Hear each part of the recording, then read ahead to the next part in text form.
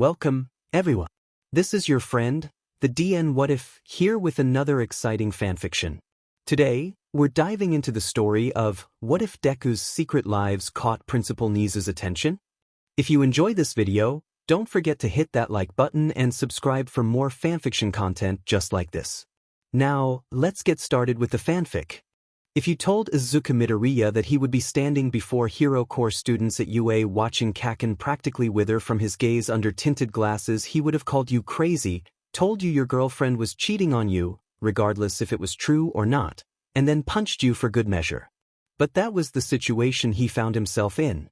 Kaken had folded into himself and was shaking with repressed rage because he knew that Izuku had more power in that moment. He knew it probably made him a bad person that he enjoyed it.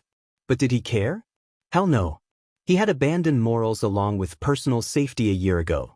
He was perfectly aware that he had crawled out of a garbage can, and frankly that was exactly the look he was going for.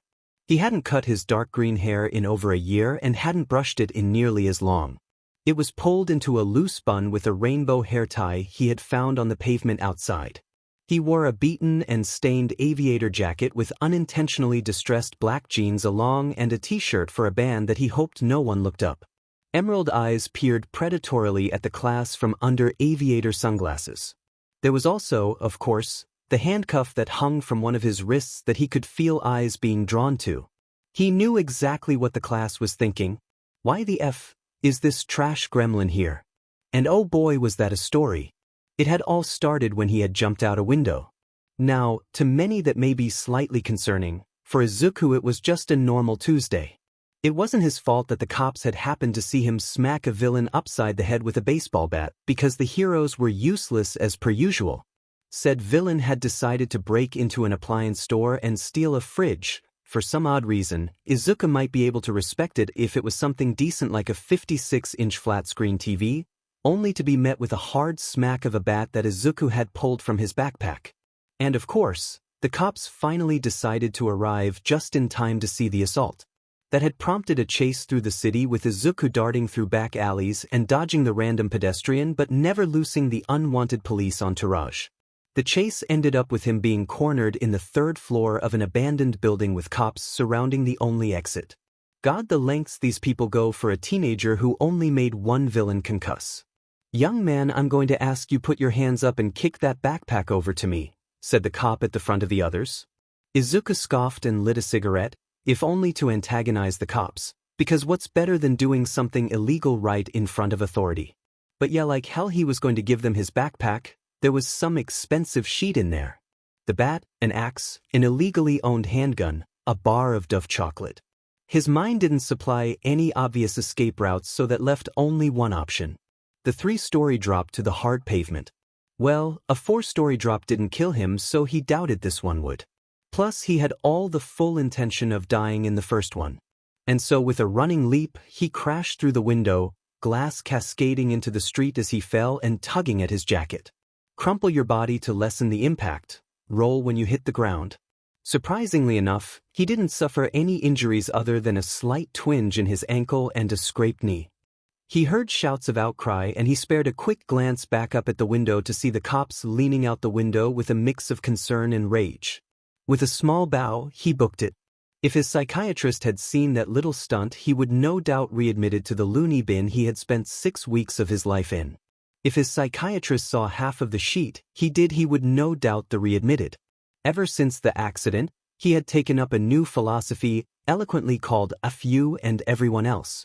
As far as he was concerned, Deku had died in the fall. After 6 weeks of daily therapy and some very needed venting sessions, he had been reborn. Risen from the ashes of his shattered dreams into the bat-wielding maniac he was today. His mother had pulled him out of school, so he was now being homeschooled, which led to insane amounts of free time for him to get into all sorts of trouble. Boredom was his main adversary in his quest to not spiral back into the pit of hell he had been unknowingly living in. Boredom had at first been a great motivator to get into shape.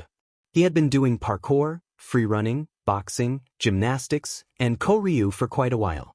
Once he found out he would never develop a quirk, he realized that he had to hone his body if he even stood a chance. So he had been doing classes once a week and had a fairly decent base. Now he did a class for each every day and was improving at an insane pace that baffled even his teachers. But soon he found that even with the intense physical training, he still found himself bored. So he had gone searching. And what he found? He had learned fairly quickly that he was much more perceptive than most people around him. His psychiatrist called him a Sherlock Holmes, whoever the F that was, and on multiple occasions, and he had often solved petty crimes before even the police. He attributed this to the now-burned hero analysis notebooks he had been writing since he was 4. Due to this, he realized that it was surprisingly easy to find blackmail on people along with learning things about them at just a glance. As soon as he figured that out, he began to hone those skills until he had achieved a bit of a reputation. It really wasn't much, but he had wrapped a few people around his finger. He had even become an informant for a few vigilantes or minor heroes.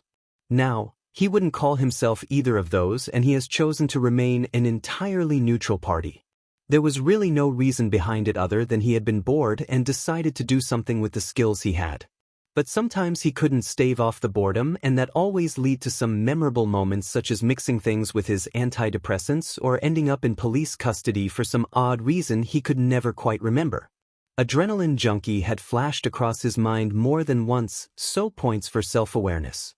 His basic schedule went along the lines of something like this. 6 a.m. Wake up from the imaginary sleep. 7 a.m. Homeschool. 11 a.m.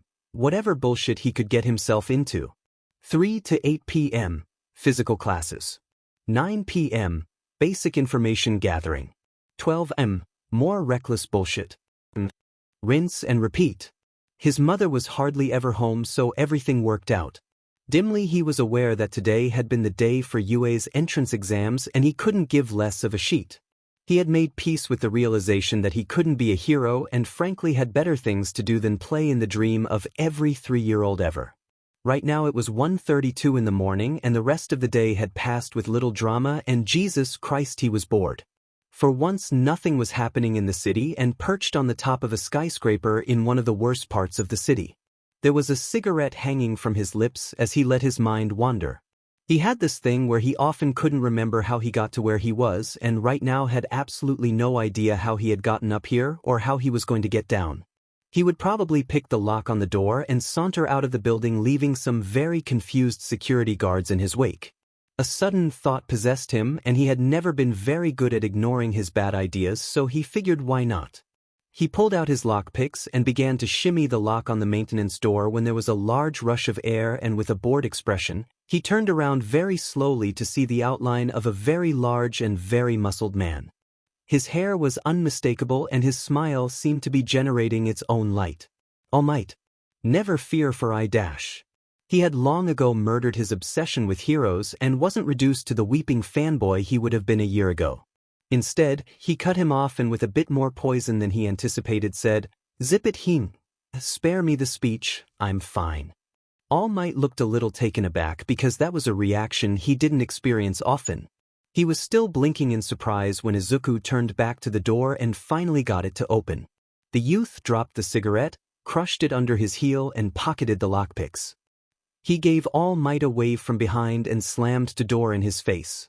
Toshinori stood frozen, staring at the door that he had just been so rudely dismissed by. That had never happened before. Usually, when he met someone that boy's age, they tried to hide their awe, but he had never been met someone that didn't care. The entire reason he was here was due to Aizawa, so maybe he had planned it. It sounded like something Shota would do. The story he had been told was that Shota was on the hunt for a boy who frequented the shadier parts of the city, and he had started to amass an army of people he held something over. He had no codename and hadn't made any move to use the information. But it was how villains were born, so they had wanted to put an end to it before it metastasized into something less benign.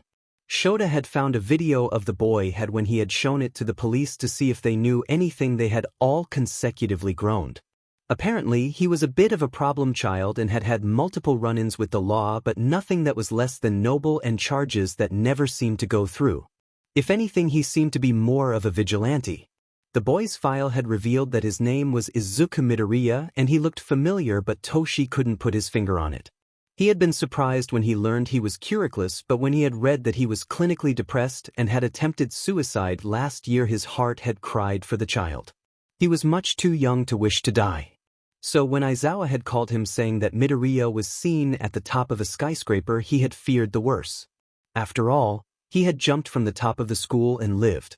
If he were to jump from the skyscraper, he would definitely not survive. Thankfully, whatever he was doing up there seemed to be harmless. He had caught him trying to break back in the building and was smoking a cigarette. He disapproved of the cancer stick. But the boy was interesting. An air of mystery surrounded him, and he had to admit that his coldness stung a bit. He secretly hoped they would meet again under much more fortunate circumstances. It wasn't until a week later that that experience caught up with him. Izuku had once again found himself in the custody of the police for underage driving. But honestly, F that.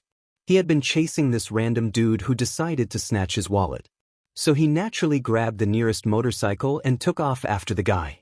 When they had caught him, but not the thief, they had slapped H.H.S. on him, and Izuku raised a green eyebrow and whispered, "Kanging," under his breath, which made one of the female cops snort. Inko couldn't be reached, mostly due to the fact that Izuku had long ago blocked the police's number on her phone, and they ran through a series of events and what was going to happen. Izuku only sighed. He knew how this was going to work. They would unsuccessfully try to intimidate him, they would review their paperwork, they would find the massive loopholes in the system, they would return dejected because he was quirklessness, they couldn't do anything, and bing bada boom, he was free to go. Honestly, why did they even try? But you can imagine his surprise when the police walked in with two people that had no reason to be there. First, it was All Might, his large stature filling the holding room. Izuku only gazed at him with a disinterested eye.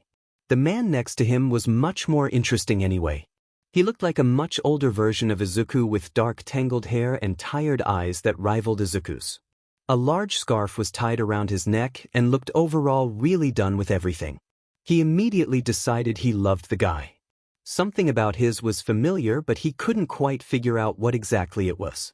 "Well, hello, people I either don't know or don't care about," Izuku said with an overly bright smile. "What you doing here?" "We're here to talk about what we found in your backpack," the dark-haired man's hoarse and exhausted voice replied. Yeah, he was currently down an axe, a bat, a handgun, a small sword, and of course, his prized notebooks of information and blackmail. "Look, the weapons aren't mine." The man raised an eyebrow. "We aren't here for that impressive assault." So they were here for the notebooks then. He could probably figure out why, but his insomnia was catching up with him, and he didn't particularly care at that moment. Good to know. "So why is Mr. G.I. Joe here? No offense, Mr. All Might, sir, but he doesn't seem like the best person for anything other than illegal weapons, and I feel like he had better things to do than deal with it." 15-year-old who stole a motorcycle, he shouted the last part, flipping off whichever cop was unlucky enough to be behind the one-way glass. The man seemed thoroughly unamused, and All Might looked surprised at his blatant disrespect for authority. "It's about the notebooks." "Yeah, I figured." "How did you get that information?" I asked. The man didn't buy that for a second. "What does it matter to you?" The man sighed before rubbing his bloodshot eyes. "I've been keeping an eye on someone who seemed to have blackmail on a fifth of that part of the city." "I'm flattered, but it's more like a sixth. And Nezu took interest in you, so when we were told you got arrested, he sent us with a proposition." Izuku actually leaned back for that. Well, that was a curveball. Out of everything, that was not even on the first 10 pages of possibilities. Nezu, the slightly sadistic principal of UA, had taken interest in a quirkless nobody. "What is it?" The man looked as impassive as he had the entire conversation when he said, "He wants you to be his personal student. You wouldn't be with any of the other classes and would be more like a student teacher." What in the F dash?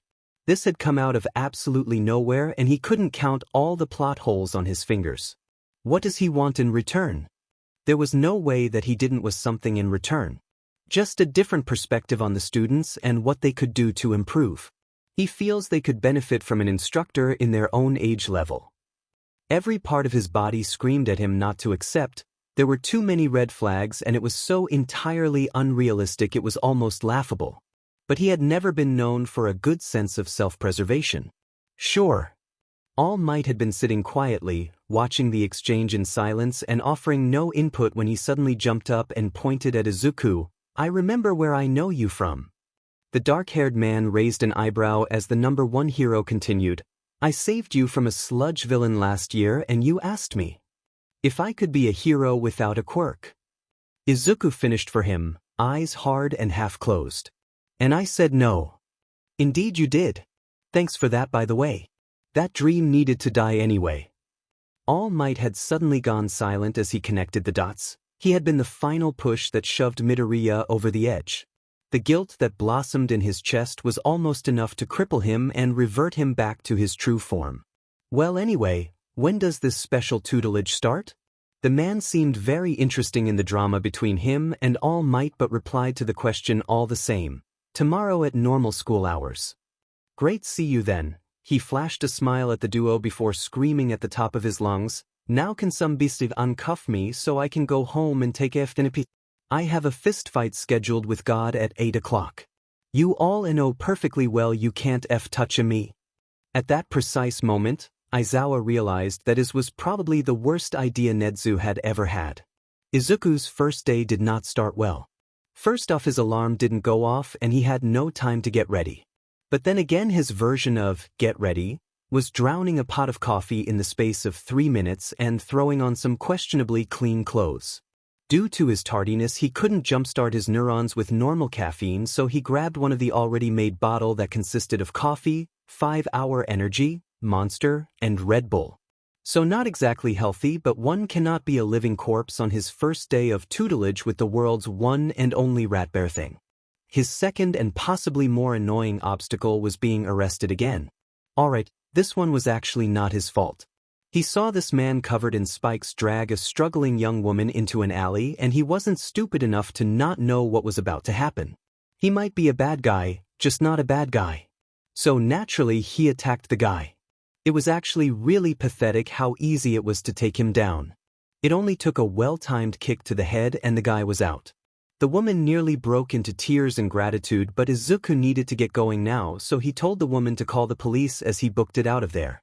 Only to run point blank into a cop. Jesus, the universe hated him. Do not be fooled, behind this cop's blubbery face and handlebar mustache burned a hate for Izuku to rival the flames of hell. He took one look at the sobbing woman, the comatose would-be attacker, and Izuku's panicked expression before slapping on a pair of HAVs on both him and the criminal. The woman had pleaded that Izuku hadn't done anything wrong, but Mr. Donut Walrus was having no of it under the pretense of assault. Izuku just glared at him and said with a deadly calm voice, "You know perfectly well what would have happened if I didn't intervene. Sure, let's go ahead and say it was assault, but if that's how we are playing the legal system, you have the moral backbone of scented candle." At this, Sir Evil Cop had the audacity to be offended, waving a fat finger in his face, going off about respecting his elders and keeping his mouth shut. Izuku felt his temper mount but just huffed when Mr. Donut walked away to call this into the station. Now was the perfect time to make a break for it. So he did. Bolting across the street, hands still cuffed, he heard the shouts of Rent-A-Cop yelling at him to stop and his heavy footsteps in his half-hearted attempt to chase after him. Soon enough he found himself at the gates of U, only half an hour behind schedule. His hair was in a literal afro because of sweat and humidity. Luckily for him, he found a discarded rainbow hair tie on the floor just outside the building and pulled his dark green hair into a dark bun, trying to make an at least decent impression. At some point on his sprint to the school, he had managed to liberate one of his hands from the cold steel prison. The other, however, remained stubbornly attached to his wrist. He wandered into the school, not even pausing to stand in awe at the fact that he was entering the school of his dead dreams. He had changed, heroes no longer entranced him and villains didn't seem quite so villainous. The only reason he was doing this was to try and stave some of the boredom that nipped at his heels like he had Kaken's as children. Kaken. He had gotten into UA, hadn't he? Oh, that was just too good. Ever since his suicide attempt, he and Kaken had reached an unsteady neutral ground. He had come to visit him in the hospital to say that was a shitshow was an understatement. Although, they had somewhat settled some of their differences during that particular screaming match. He looked back at his time at the mental ward with fond memories that involved being chased across the hospital and his psychiatrist busting down a door just to call him a demon and then leave. There was of course the time when he had attempted to find a way to avoid the insomnia his meds caused, which led to 2 days and 3 notebooks full of incredibly detailed drawings of heroes in various stages of death and conspiracy theories about how quirks were corrupting society and how they should be abolished, leaving the quirkiness to rule the world. Good times.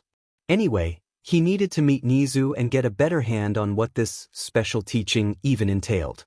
He wandered the halls of it aimlessly. Some tiny nagging voice in the back of head informed him of details he truly didn't care about. Like how this was the first day of school for the normal students, the basic layout plans, and the ever so useful knowledge of what the walls were made of. Did his brain ever shut up? Finally locating the teacher's lounge, he figured that would be a good place to start looking for the principal. Inside the lounge was a coffee machine, plush couches, and a microwave. All essential items. Only one person other than Izuku occupied the room, a skeletal man with lanky blonde hair and blue eyes with black scaras. He looked so weak a small breeze could blow him over. With a small nod in the man's direction, Izuku asked, "Sup, All Might. Any idea where I could find Nezu?" All Might basically jumped out of his skin at his recognition in his true form. "Why, he stuttered. Izuku scoffed. Please, he had been prophesying the fact that All Might had a significantly different and weaker form due to some sort of strength quirk for months. It really didn't take much brain power to connect the dots and realize that this living skeleton was All Might. "No, I don't," he replied with a deadpan expression, voice practically dripping with sarcasm. How? Bless this poor man's soul.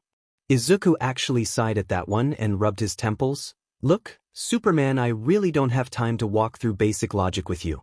I am already late, seeing I got held up on my way here." He held up his still handcuffed wrist, "and I don't want Nezu being any more sad than he might already be. So I will repeat, where is the mammal?" All Might was still reeling but pointed down the hall. "Take a left." Izuku smiled, a tiny bit of madness sneaking into his eyes. "Gracias, Bumblebee." Nezu's office was exactly where He-Man had said it would be. He entered to find the mammal sipping tea from a porcelain cup, staring at nothing with rapt attention. "I was beginning to wonder if you were ever going to show," the principal said, eyes not even shifting to meet Izuku's. "Oh, so this was what they were doing. I was beginning to wonder if I would ever get here." Izuku replied just as curtly as he swept in and spun a chair around and sat so his head was perched on the chair's back. Ever the picture of an uncaring teen with a slight rebellious streak. Nezu smiled and finally made eye contact, beady black eyes boring into Izuku's green ones. He expected Izuku to back down, to flinch and look down at the floor cowed. He did no such thing. Instead he stared back with a bored expression but fierce fire smoldering slightly behind his irises. The principal smiled for real now and clapped his paws. "Wonderful, you have a backbone. Wonderful, just wonderful," he exclaimed. Izuku raised an ungroomed eyebrow. "Well, seeing as we are already late, I'm afraid we will have to skip the pleasantries and get straight to business." Nezu pushed a manila folder towards the teen. "To start you off, I'm placing you with the 1A class to observe and help them develop their quirks and assist their teachers in any way possible. Our lessons will be more hands-on, so I am authorizing you the same authority as the teachers here." Well, that was a mouthful. He flipped through the folder and found profiles for every student in the 1A class. Kaken was in the class along with Shudo Todoroki. That would be amusing as all hell. One question nagged at the back of his mind, however. Why exactly did you think I would be good enough for this? I don't have a quirk and my morals are questionable at best. I can't help but feel underqualified. Nezu laughed before turning deadly serious. "You are being much too modest. Whether you realize it or not, if you truly wanted to, you could turn Japan into your personal playground. It doesn't take much to get someone to fall under your influence. Only one bit of information and they are yours. I figured it would be better if we got you with us before the villains." Izuku smiled bashfully, but inside his mind, he was in hysterics. "If only you realized that you are too late."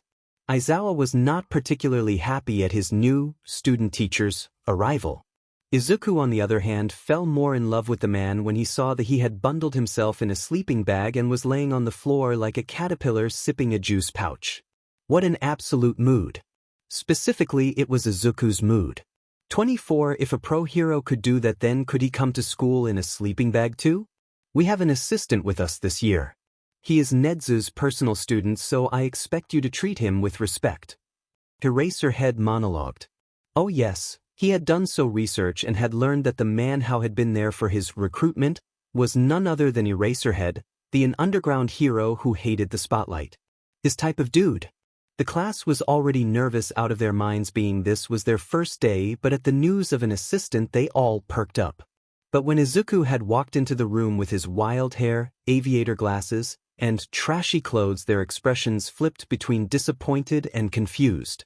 Kaken, of course, had recognized him immediately and looked to be visibly restraining himself from saying or doing something violent.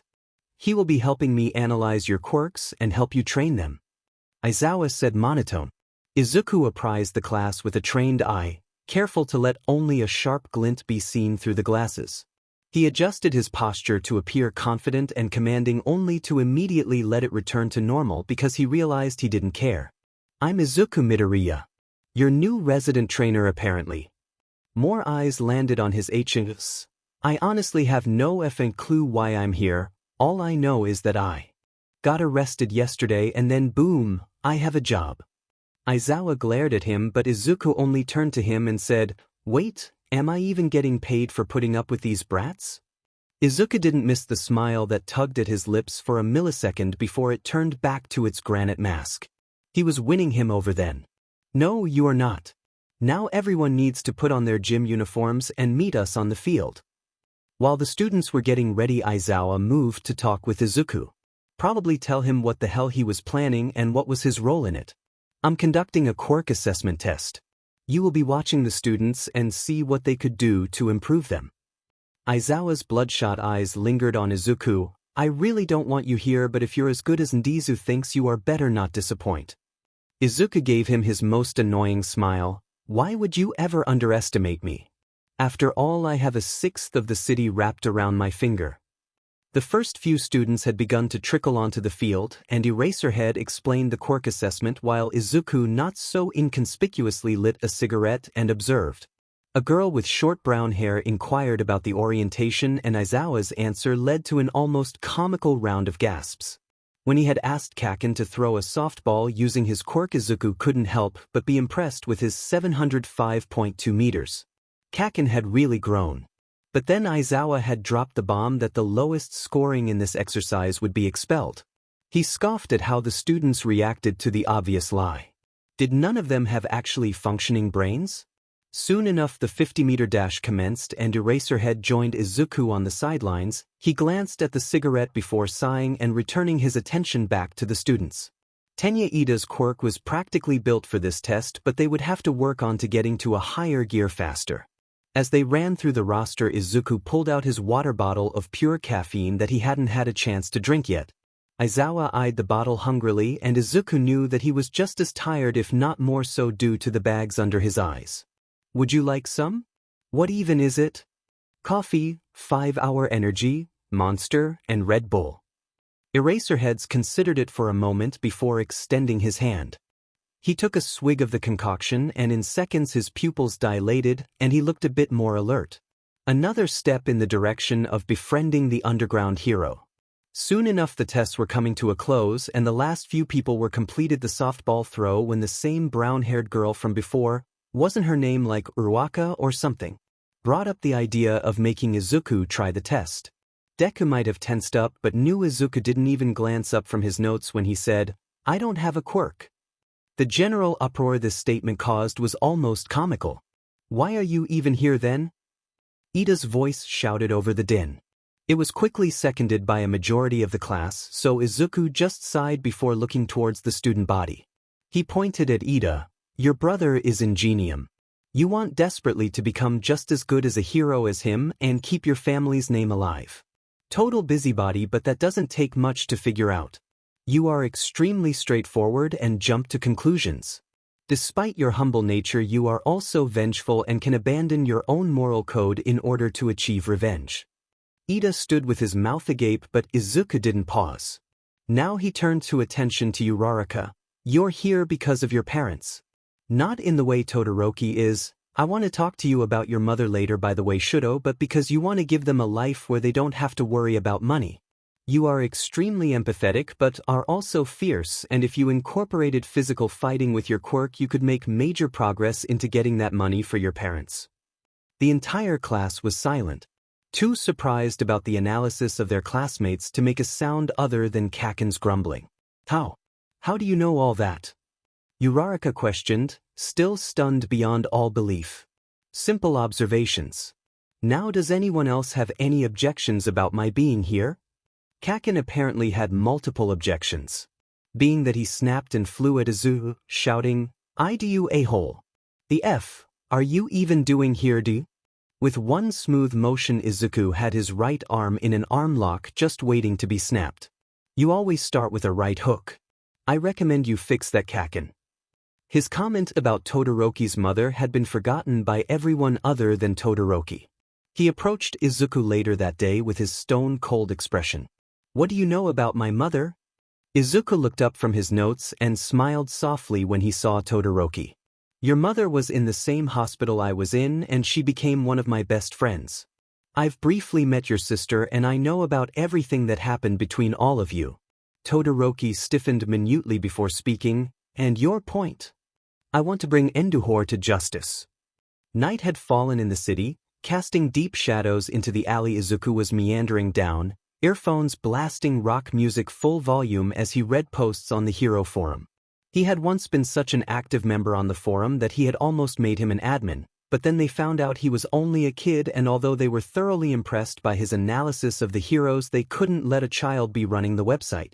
After his accident and thorough smashing of his dreams, he had gone completely silent on the website and had seriously contemplated deleting his account, but then realized that it was a wonderful way of receiving information, and ever since Aizawa had said that he had a fifth of the city wrapped around his finger, he resolved to make that statement true. At least Izuku Midoriya needed to get a fifth of the city wrapped around his finger. He still couldn't get over how he hadn't been recognized. The pro-heroes were just as disappointing in person as they seemed when he observed them during villain attacks. They had not only missed recognizing one wanted man but two. It was almost impressive. He had honestly expected more from Nezu. He had been almost 100% positive that he was at least recognized one of his secret identities. He was still pretty sure they were trying to play him until Nezu had said they wanted to get him before the villains. But Witch and Beetle were still at large, and an entire school of pro-heroes had no idea that they were teaching among. That actually made him giggle. Right in the middle of a dark alley at midnight. That probably looked insane. But if the fact that a vigilante and a villain were currently teaching at the best hero school in Japan wasn't a reason to start giggling uncontrollably, then he didn't know what was. Which had been created before Beetle. Both had been almost total accidents. Which was a vigilante that had been born of pure spite of one-upping the heroes, and Izuku was nothing if not extra, so he had embraced the role with a passion unmatched by even the most passionate passion fruits. He had created a costume and designed his own weapons and had taken to the streets for his debut, crashing villain parties and stopping more serious crimes than Izuku's random thief. He may have lied on his mindless ramblings on the roof. He had first met All Might when he said he didn't consider himself an informant or a vigilante. That was true to an extent. Izuku wasn't an informant or a vigilante, but Witch and Beetle, not so much. Beetle dangled dangerously close to the line of villain. That idea had spawned when he realized how much easier it would be to take down villains if he got to know a few. And so Beetle was born, and that had honestly grown into something so much bigger than he had initially intended. It had originally started with him being a double agent for himself, then Beetle got out of hand and had taken up the role as an informant for the villains, and if Izuku was being totally honest, he didn't overly mind it. He had even made a few villain friends as Beetle, like Kurogiri, a dude with a warp gate quirk who was really just tired of dealing with the antics of the others like Toga, Dabi, and Shigaraki. That was probably another reason he kept his stupid forum account. Witch and Beetle both had their own pages, and it was honestly the highlight of his life whenever someone tried to figure out their quirks. for some reason, which had gotten like super popular. He had the whole shebang, self-insert fanfiction, NSFW fan art, and the occasional shipping war. There had once been someone who had tried to convince the rest of his fanbase that he and Beetle would be super compatible, and Izuku had spent half the day in near tears. If there was one thing he wasn't good at, it was self-love. He attributed Witch's popularity to his flair for dramatics, unique personality, and his very, very impressive escapes from custody. But tonight he hadn't donned Witch's ice blue braid or Beetle's fiery orange and yellow space buns. That had been Toga's idea, and it worked surprisingly well.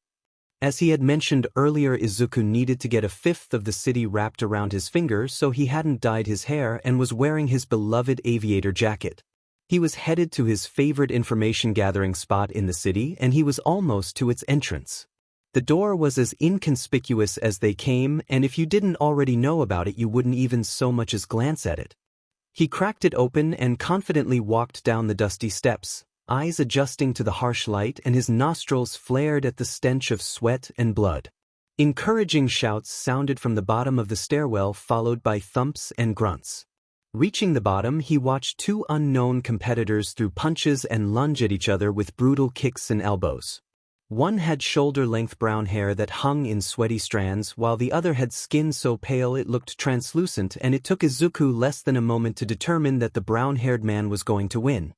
He took a seat at the bar and continued to watch the fight with a nod at the barkeep, who passed him his usual order of tequila.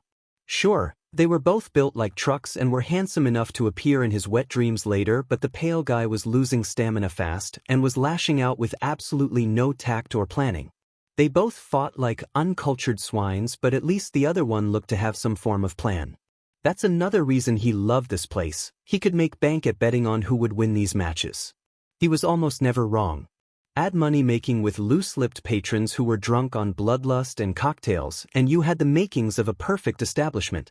Sure enough, the pale man was flipped on his back and pronounced unconscious by the ref, who lifted the brown-haired man's arm into the air in triumph and asked if anyone wanted to challenge the current champion.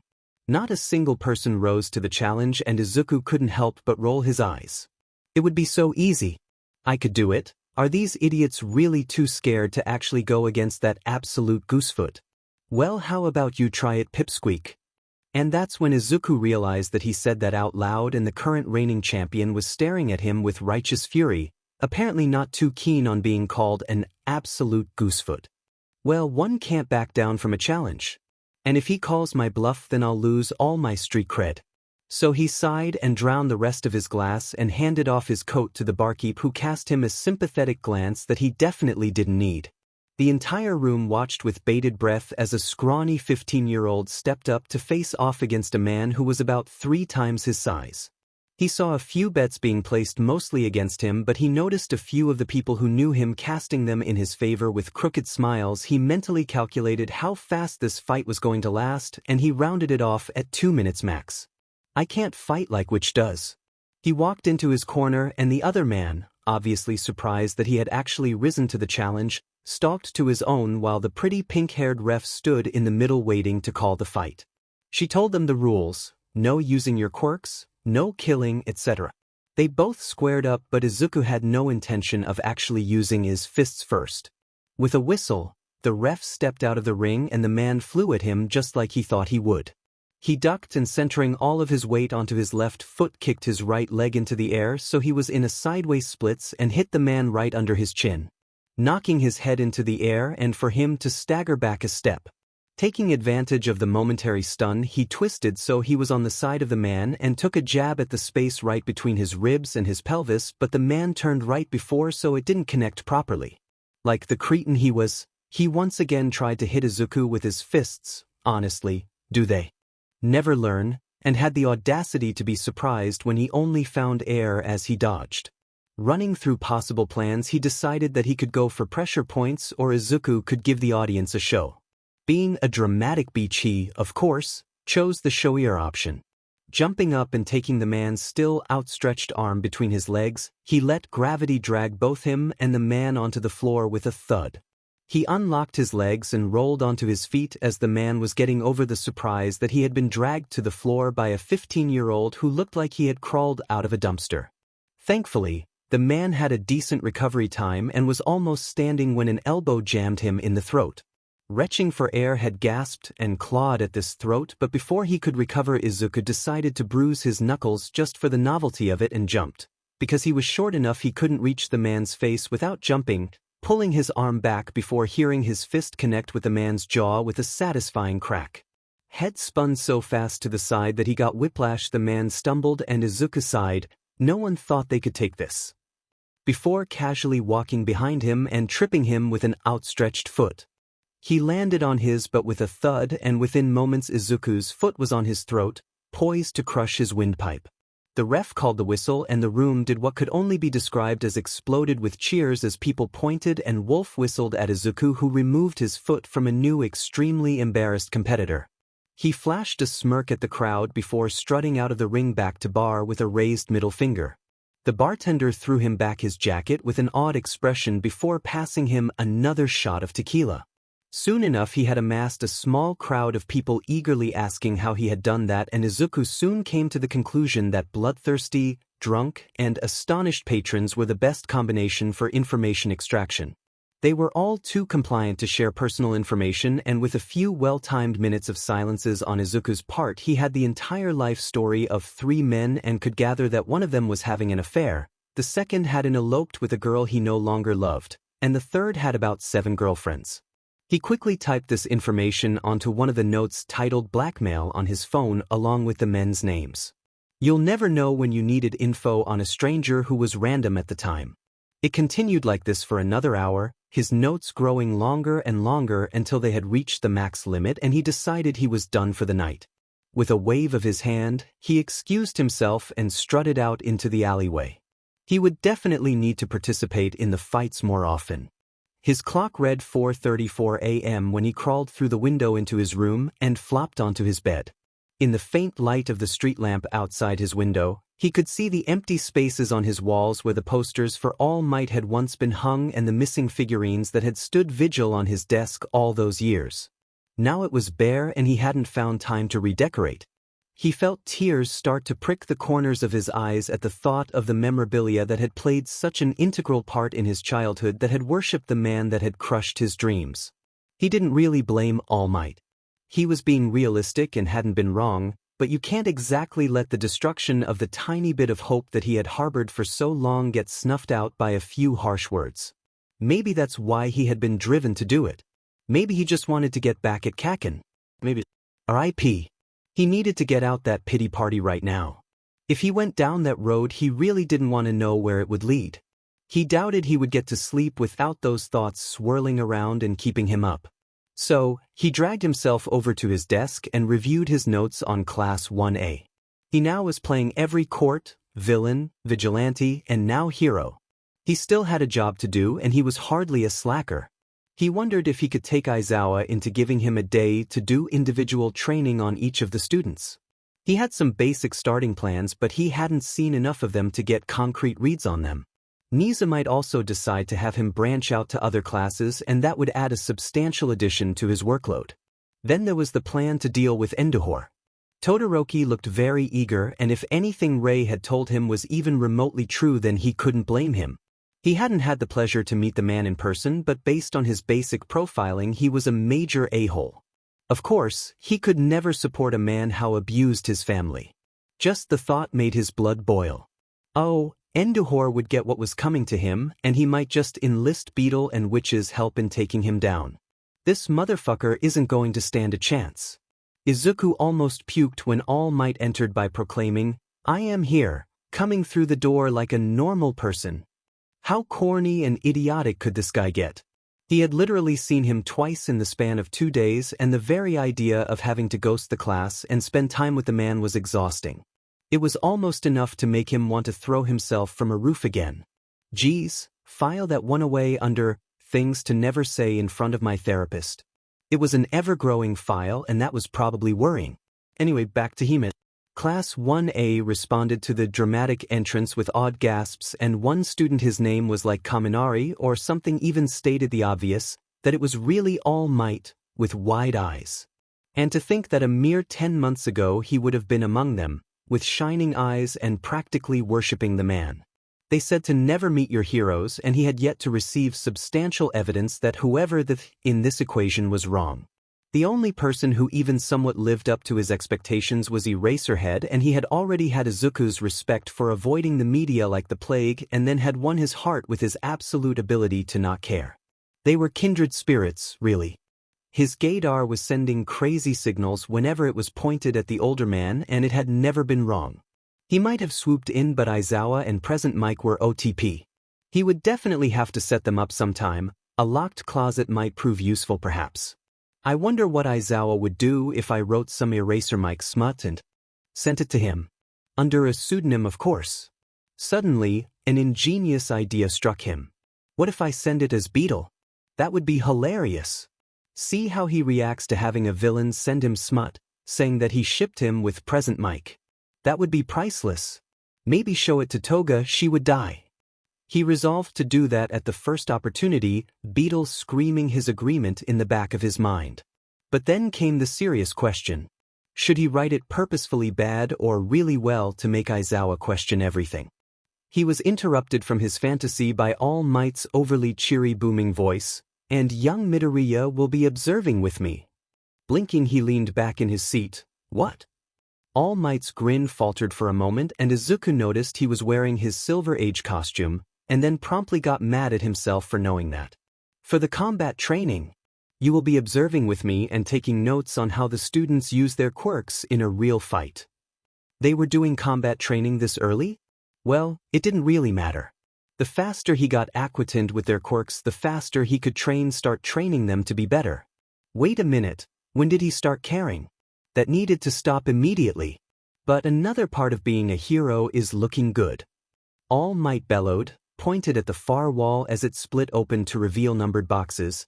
The support team specially designed these for you based off the forms you turned in at the beginning of the year and your quirks.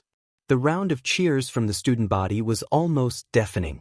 I mean, God, they can help you with your quirks, but it was still just overglorified fabric. Get dressed and meet us at Training Ground Beta. All Might gestured for Izuku to follow him, and he reluctantly stood and shuffled after the number one hero. Once outside, Izuku lit the cigarette, making Toshinori frown, but the muscled man said nothing. In fact, neither of them said anything until the student body had gathered and a few students glanced at the offending cancer stick hanging from Izuku's lips and wondered how he was getting away with it. They say that the costume makes the hero, and you are the living proof of that. All Might complimented, and even Izuku had to admit that they did look pretty good. Kaken had on giant gauntlets that resembled grenades on his wrist, and Izuku wondered how heavy it was and their purpose. Kaken may be an a-hole, but he wasn't an idiot. There was no reason he would wear such debilitating pieces unless they served as some other purpose. He also wore a mask, which Izuku thought was overkill, that grew into giant wing-like things that were supposed to resemble explosion tucked behind his ears with what? Barrettes? Abruptly, the thought of Kaken wearing a tiny barrette with dye written in flowery cursive came to mind, and he suddenly knew what he was getting Kaken for Christmas. Baraka, the girl with the anti-gravity quirk, wore a skin-tight bodysuit that loosely resembled No. 13's astronaut costume, but she was pulling at it, indicating that she had not intended it to be that tight. Ida Tenya, the boy with a speed quirk and whose brother was none other than Ingenium, looked like a cross between a knight and a robot, and it was almost identical to his brother's costume. And Shoto, oh Shoto. His costume literally covered his entire right side in ice. If he didn't know his quirk or his mother, then he would have just assumed it was a cosmetic choice. But since he did know his quirk and his mother, he knew that he had both fire and ice and absolutely refused to use his fire, out of spite for his a-hole father. He literally was trying to hide that part of him. Right? I got my own share of daddy issues, and Endeavor is still a major D. Who deserves to burn in hell? Too bad Satan already turned him down, but we need Avatar here to realize that his quirk is not his father's. As All Might explained how this exercise would work, 2 teams, heroes versus villains, blah blah blah. Izuku felt a pair of eyes on him, and he scanned the crowd until his green eyes met purple ones and they both narrowed. Hitoshi Shinso. Quirk. Brainwash. Can mentally control those who verbally answer him. Extremely useful and extremely dangerous. What did he want? They kept up their impromptu staring contest until Shinso apparently got intimidated by the tiny bit of Beetle's insanity slip into his gaze. He would need to watch him closely during this test. Then it was time to announce teams, and Ida got the unfortunate pairing of him and Bakugo vs Uruaka and Shinso. This will be one for the history books. Now if only I knew whose grave I should start digging first. Once they were gathered in the controls room, Toshinori nervously glanced at Midoriya, who was muttering under his breath as green eyes flicked across the screen, watching as the teams prepared. It would be young Ida and Bakugo as the villains and Uruaka and Shinso as the heroes. He knew he should be focusing on the students, but the guilt about what he had said that day to Midoriya was eating away at him and was hurting him more than any villain ever could. He knew this was a perfect time to bring it up, but he couldn't quite bring himself to broach the topic. Then Midoriya sighed and turned to look at him with an exasperated expression. "Look, I'm not going to tell anyone about your little secret." Toshi blinked. That hadn't even crossed his mind. Well, it was now or never. No, that isn't it. I just wanted to apologize for what I said that day and say that you can become a hero, even if you don't have a quirk. Midoriya scoffed. A little bit late for that. Toshi averted his gaze, guilt increasing at tenth-fold. Midoriya noticed the weight bearing down on the man's shoulders before exhaling through his nose and saying, "I don't blame you. You were right. You were right. I always knew that but never really acknowledged it. Add up a sudden realization that you've been lying to yourself for 14 years and suicide baits, and it makes a bit of a toxic explosion of negative emotion." Toshinori was taken aback. Suicide baits? Midoriya only shrugged. People didn't like me much at my old school. The #1 hero suddenly had the urge to track down every student who used to attend Midoriya's junior high and make them pay. In the end, the heroes had won, with Shinso baiting Kaken into replying to him in a rage-filled fury and Uruaka hitting Ida like a baseball with a concrete pillar. All in all, pretty standard. They awarded MVP to Ida and everyone agreed it was the correct choice. The rest of the exercise passed pretty uneventfully, the only interesting thing being Shoto freezing the entire building, show off, and Yaoyorozu actually drop-kicking Mineta out of a window. He deserved it. By the time he got home, he was stuck somewhere between bursting with energy and passing out on the floor. Seeing all of the students' battles had made him itch for a fight of his own, but the mental strain of analyzing all of their quirks had taken its toll. His phone pinged and made the decision of what to do for him. One of the hero forums had released an article about Witch's inactivity, and Izuku decided that was what he was going to do. At nightfall, he would become Witch, fight some criminals, save some folks, burn off some of his non-existent energy. Maybe an hour after sunset, he donned his black cloak with light blue thread embroidered the edges that had been a beach to-do, along with gray jeans and shirt. He located his bottle of hairspray dye thing he used to make his hair a light blue that washed out after one use. Plaiting it into a fishtail, he put on the finishing touch to the ensemble, a thin midnight blue cloth that he tied across his eyes that he could see perfectly out of but hid his identity well. There was also the signature black and blue witch's hat that gave him his name. He luckily didn't have to hide this from his mother. She was hardly ever home, having to work her butt off to pay for his hospital bills. Another drawback of his idiotic decision to jump from a 4-story building. Didn't he know that he could have survived? He snuck out his window before slipping into the shadows of the alleys and sunk into the persona of Witch. It was almost like acting, except he wasn't pretending to be someone else. He was becoming someone else. He developed new demeanors reflexively and his entire thought process shifted. He was still in control and could switch anytime he wished, but it was almost eerie. Which was reserved but sarcastic. Always willing to mess with the cops and often played right into their hands, only to escape again last second. His posture changed as he climbed onto the roof of a building in the business district and began running along the rooftops, avoiding the attention of the few people still milling about that evening, adopting a posture much more like Ida's stiffness instead of his perpetual slouch. He soon arrived at the abandoned penthouse apartment that had started to serve as his home base ever since he had discovered it on one of his escapades a month or two earlier. He retrieved Witch's weapons from where he stored them in neat racks. His arsenal consisted of a tactical whip that could be used much like Eraserhead's capture weapon, a carved wooden mage staff, and a tranquilizer gun. He also had a belt of throwing knives that although he knew how to use them he never had to use and hoped he wouldn't have to. They were lethal and he really didn't want to kill anyone. There was also the set of tiny lockpicks that he carried around with him constantly so he could escape from the police if need. When he was fully outfitted he stalked over to the corkboard that was covered in maps of various surrounding cities. He stopped 10 feet away at a small strip of white tape he had placed exactly for this reason. In one smooth motion he pulled a knife from his belt, closed his eyes, and flicked his wrist back and let it fly. Opening his eyes, he looked at the corkboard to see where the knife had impaled directly in the center of a map for Hosu. So that's where he was heading tonight. If he got on a train ASAP, he could make it in time for prime villain activity. That was another thing about Witch that differed from Izuku, which always had a system for everything while Izuku was constantly in disarray.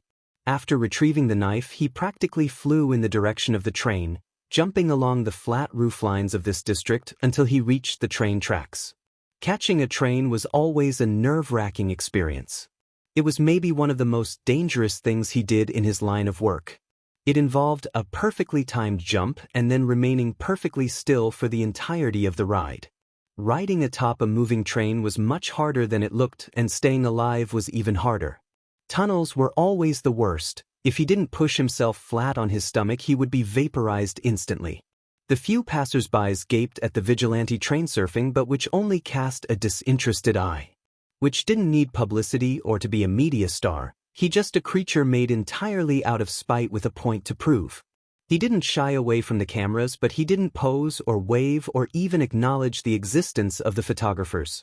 In the back of his mind, Izuku itched to strike a pose, do a mock salute, flip them off even. Just something. Beetle laughed maniacally as he sensed Izuku's desperation, always one for inner turmoil, even if it was his own. Soon enough, he spots the familiar outline of Hosu, double and then triple checking to make sure that he wasn't missing any of his weapons. He braced his body to jump off of the train. He landed in an elegant roll that makes his cloak billow out behind him and the wind catch his braid. He sees the bright lights on a camera flash and he knows that that picture will be viral by morning. Izuku and Beetle both gasped in delight.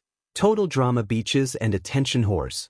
The idea of their face plastered over every website made them nearly faint. Which was much more sensible, however. The more publicity each of them got the easier it would be to compare images of the three of them and connect the dots that they were all the same person. Face remaining impassive he scrambled away from the tracks and melted into the shadows of the city. The tangled alleyways of Hosu were perfect villain territory and he wanted to get at least one tonight. It was 1:43 a.m. and the police thought they had him. Granted, he was currently sitting the back of a police cruiser handcuffed next to the villain he had captured earlier that night.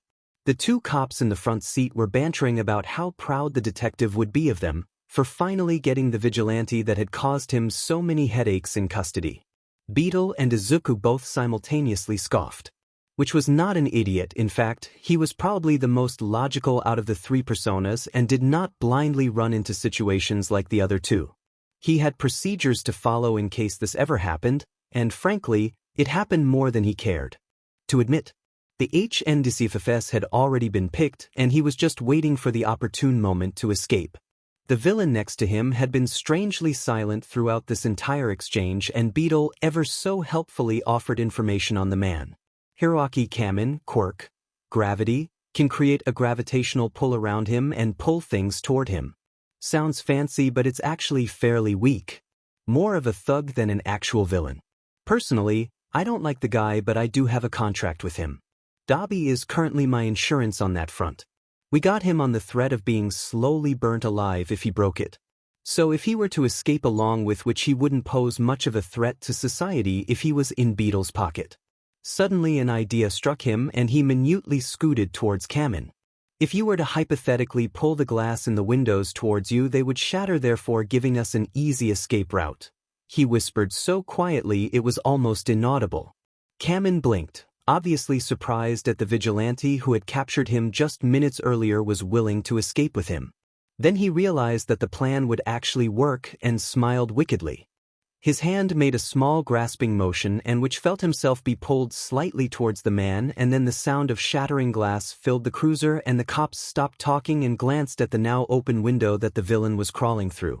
Which moved to follow him but received a kick to the head. Almost received a kick to the head. He had assumed that the man would try and stage some form of betrayal, so he was able to duck. Then the villain had rolled out of the moving vehicle and onto the street. His arm looked broken, and with the absolutely dismal execution of that jump, which didn't doubt it. The cops were staring open-mouthed but were quickly getting over their surprise, so which took the initiative to at that moment shed his HNDCFFS and follow the villain. Although he didn't break his arm in the process, rolling like he did when he got off the train. The police were the only people he actively antagonized and annoyed.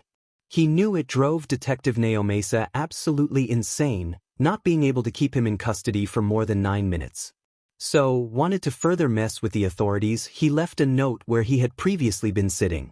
The cruiser was pulling over, and if the villain didn't try to leave him for dead he would have let him escape, but now he had vengeance running in his veins. He pulled out his tranquilizer gun from the folds of his cloak. They really need to check him for weapons better. He aimed at the fleeing villain. He fired one round and he saw Kamin's hand fly to his neck, only to have his body fall down in the middle of the street seconds later. Seeing that his work was done, he broke into a dead sprint and soon lost the police in the maze that was Hosu. He was safely back home when he received a text. 3:12 a.m. Dabbich, someone's at the bar asking for you. Bug boy, be there in 30 less than 3. Dabbich, stop. Bug boy. So he was going to have to be all 3 people in a single night. He had washed out the dye he used for Witch, but Beetle's hair was a bit more complicated to color. It was a faded umber that changed from red to orange to yellow, giving it a fiery appearance. It took a good 15 minutes to get it right and then to place it in Toga's twin buns. He used colored contacts to change his eye color to match his hair and then let Beetle take control. His lips widened into his signature crazed smile before strutting out the door, like a normal person. Witch scoffed. He pulled his hood over his head to hide the extremely noticeable hair as he practically skipped to the bar. Beetle knew he was a giant flirt and probably insane, but he didn't care. He was smart and that's all that really mattered. He was 2 minutes early when he breezed the bar. He spotted Dabi and Toga making small talk with his client. He glanced at Kurogiri, who immediately started on his favorite drink, a concoction consisting of vodka, white rum, pineapple juice, and about 12 cherries. Everyone else found it disgusting, but Beetle thought it was delicious. He found a seat on Dabi's lap, who immediately pushed him off and then menacingly lit a fire in his hand, daring him to try it again. Beetle stuck his tongue out and then sat on Toga, who made a sound of delight and then started playing with his hair. His possible client watched this all with a slightly amused expression. Kurogiri slid him with his drink and Beetle began sipping it serenely. Dabi looked disgusted and Toga crinkled her nose. His client cleared his throat and for the first time, Beetle got a good look at the man. He had wild black curls and dark green eyes that were about 5 shades darker than Izuku's. Beetle suddenly went completely still. He knew this man. He had only seen him in pictures, but he knew without a doubt that the man before him was Hisashi Midoriya. Inko didn't know what had become of her husband, but Beetle, due to his villain connections, knew that his father was a villain vigilante that went by the name of Dragon and was universally feared throughout Japan. But he was never in this part of Japan, so he didn't have to worry about him. For once both Izuku and Witch were silent. Then Beetle composed himself, his too wide grin returned and insanity once again was lit behind his fiery eyes. What can I help Cha with? Hisashi swallowed. I want information on my wife and son. Beetle's heart actually stopped. I left when my son was born 15 years ago because I had made a lot of enemies and I wanted to keep them safe, but now I want to meet them and explain and... Hisashi rambled. Beetle shut out all personal connection. This was Izuku's problem. This was just another client. I'll help you for a price, of course. What's your dear son and wife's ex-wife's name? He obviously knew that, but he shouldn't know, so he had to play dumb. Inko and Izuku Midoriya. Beetle smiled. Wonderful. I'll track them down for you. Now for payment. Hisashi wasn't stupid enough to reply. How about a favor? What's the favor? The infamous villain inquired. I don't know yet. Just a favor. Equal or less to tracking down your beloved family. A favor from the almighty dragon could be quite valuable. Toga and Dabi stared at the man. They hadn't even realized who it was. Beetle looked them directly in the eyes with a scandalized expression. Did you really not know? Still stunned, both didn't reply. Beetle tooted, I am surrounded by idiots. Toga pouted and Dabi shot him a glare that he returned, looking him directly in the eyes to establish dominance. Only once Dabi backed down did he return to his father. Anyway, do you accept? Hisashi nodded, I do. Beetle clapped his hands and then produced a contract from the pocket of his hoodie. So, just sign here and then we are done. What's the catch? So this is where Izuku got his brain from. Beetle suddenly turned serious and adopted an expression that had made several thugs lose their bladders. If you fail to complete your end of the bargain, this contract will burn right along with your dear family. He pet his head. You see, I have a quirk called bind. Wonderful for my line of work. It can let me create contracts that when signed, makes sure that whatever the contract entails comes true. He pointed to a bit of fine print at the bottom of the paper. If you look closely you will see that it says, if the signer doesn't complete their end of this bargain, closest family members will burn painfully. A lie, of course. In any other situation it wouldn't be, but he wasn't planning on killing his mother along with himself. He also didn't have a quirk, but they didn't know that and he had never once been questioned if he was bluffing. Plus, if they truly didn't uphold their end then he usually asked Dabi to do what the contract entailed. Hisashi didn't show any sign of weakness, but Beetle saw the slight hint of trepidation in his eyes. Then he blinked and it was gone. Deal. Beetle took another long sip of his drink as Hisashi signed the parchment. We'll be in touch. With that, Hisashi walked out of the bar and Dabi looked at Beetle like he was crazy. Did you just threaten Dragon?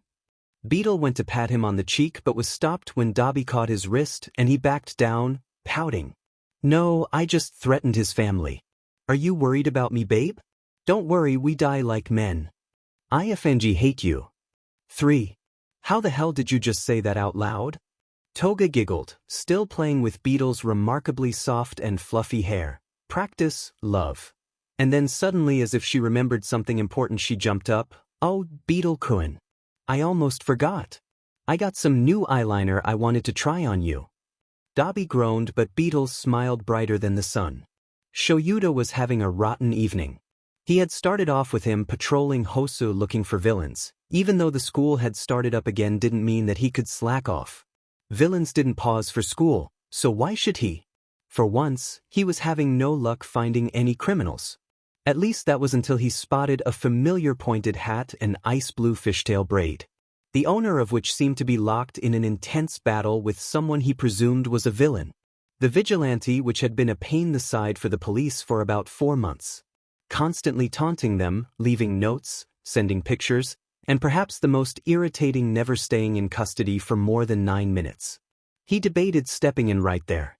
Capturing both the villain and Vigilante, erasing both of their quirks, whatever they might be, and turning them over to the police and making sure that they actually stayed in custody. But then he figured, why not let them burn themselves out in this fight and then swoop in when they were tired? So he observed, which moved with almost unmatched speed and switched between weapons almost flawlessly. First, he was defending himself against an onslaught of random objects that the villain seemed to be pulling towards himself, almost hitting Witch. How can he even see through that fabric around his eyes? There was much controversy about what Witch's quirk was. Some said it was the ability to escape from any situation, and that did certainly fit, but right now Shudo would bet on it being some form of enhanced senses. The villain was quickly running out of materials to throw at the Vigilante, and Witch knew it. As soon as he saw an opening, he attacked like a viper, a whip unfurling and wrapping around the villain's legs, pulling him to the ground. In an instant, Witch was above the villain, a gun pointed directly into the throat of the villain. Before the villain could even beg for mercy, they pulled the trigger and a gunshot echoed through the alley where the fight had taken place. Aizawa was concerned that he had actually shot the man until he remembered that Witch never actually hurt the villains and that he carried a tranquilizer gun. The villain had gone still and Shoyuta was preparing to capture the Vigilante when the cops, most likely attracted by the gunshot, appeared and promptly handcuffed both Witch and the unconscious villain. They loaded both of them into the back of their cruiser, and by the time they left, the tranquilizer was wearing off the villain, but everything seemed under control. Aizawa could see no easy way that Witch could escape, so he had left it, only to later stumble across those same police officers 7 minutes later and receive the news that Witch had once again escaped and left them a note. The note read, "Dear police, I was debating letting my time run into the double digits, then I got impatient. You really need to teach your officers how to pat down better. I was able to keep all of my weapons except my staff. Hold a seminar." What an absolutely infuriating and cocky child. Aizawa had then stalked off back to the city to look for villains there and try to take out his annoyance at both the police and himself. If only he had followed the cruiser when it left. Maybe Witch wouldn't have gotten away. He was still in a foul mood when he saw a boy in a dark hoodie picking his way through the back alleys of one of the bad parts of town. He briefly wondered what he was doing out at 4:30 in the morning, then he saw a bit of bright orange and yellow hair and paused. A young boy in the bad part of town in the early morning. Fiery hair. There could be other reasons, but there were only so many boys with hair like that. Beetle. Beetle was up there on the scale of annoying and illegal children. He would take Witch over Beetle any day. At least Witch caught villains. Beetle, however, was a villain. An informant of sorts that, based off what the villains they had captured said, had a quirk that made any contract he made come true. He had been attributed to multiple fires since he had made his debut 3 months ago. He was a slippery one, they had never even seen him. Only descriptions. Well, if he was wrong, what's the worst thing that could happen? The underground hero leaped off the roof he had been perched on, capture weapon already wrapped around the boy.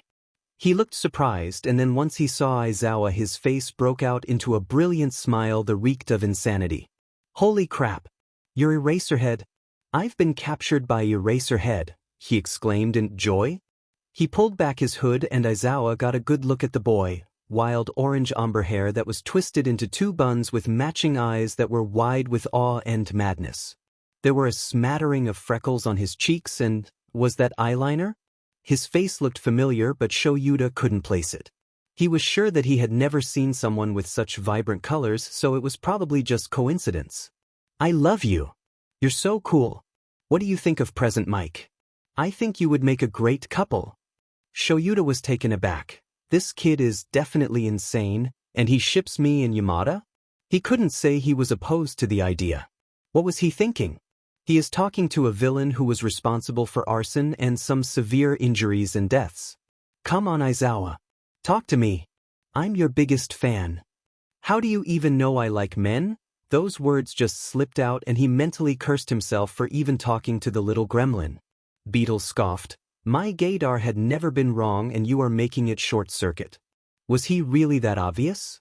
Getting himself back to track, he pulled out his phone. He was preparing to call Detective Neo Mesa to tell him that he caught Beetle when Beetle's voice suddenly got lucid. I wouldn't do that if I was you.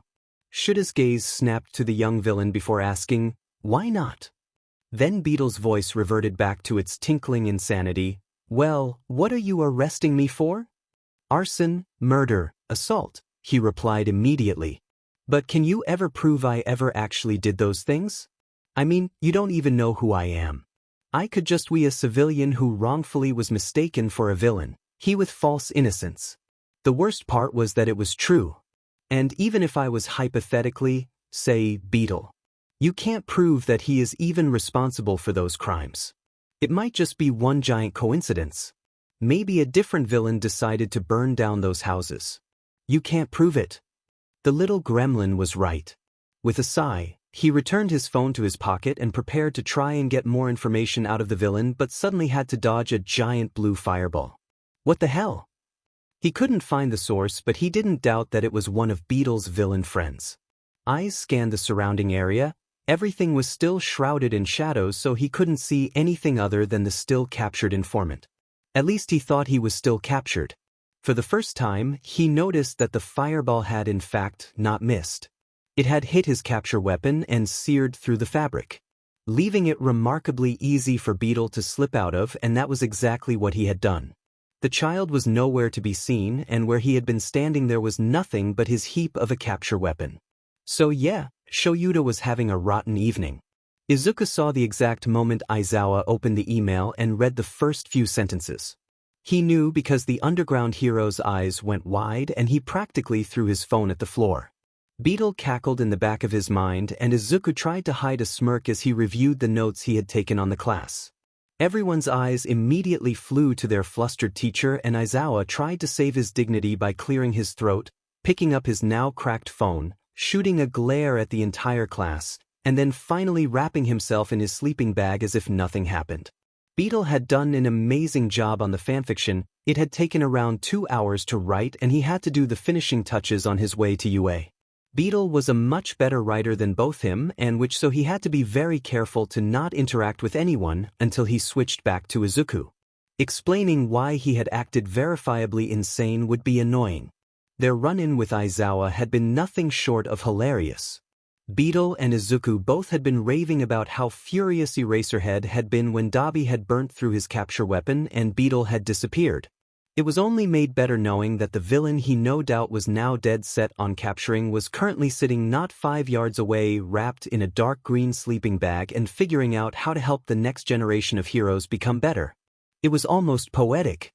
Fortunately, Izuku had had time to freak out the whole father who was a villain is paying one of your personas to give him information on his child's and wife's whereabouts situation in the few hours afterward while Beetle was writing, and he had come to terms with the fact that whenever Beetle decided to give him the info he would be receiving a visit from dear old dad. Which had been right about that photo of him jumping off the train going viral. The forums were basically exploding, and even the class had been abuzz about his escape from custody. Dude, did you hear that Witch escaped from the police again? A boy with hair so red it had to be dyed exclaimed to a kid with an electricity quirk. He showed a video to an amassed crowd that was the entire class with the exception of Todoroki, Bakugo, and Ida. He's so manly. Just look. He jumped off a moving train. Kirishima gestured wildly at his phone that showed a gif of his exit. Do not praise the behavior of vigilantes. Ida reprimanded, although no one paid him any heed. Someone's got a fanboy, Izuku teased, who groaned in exasperation. Why don't I have any fanboys? Beetle pouted in a very toga-like fashion. Izuku could feel Witch rolling his eyes as he replied, You do have fanboys, you idiot. Entire goddamn web pages on the dark web. But those aren't the same. No one ever praises me in real life.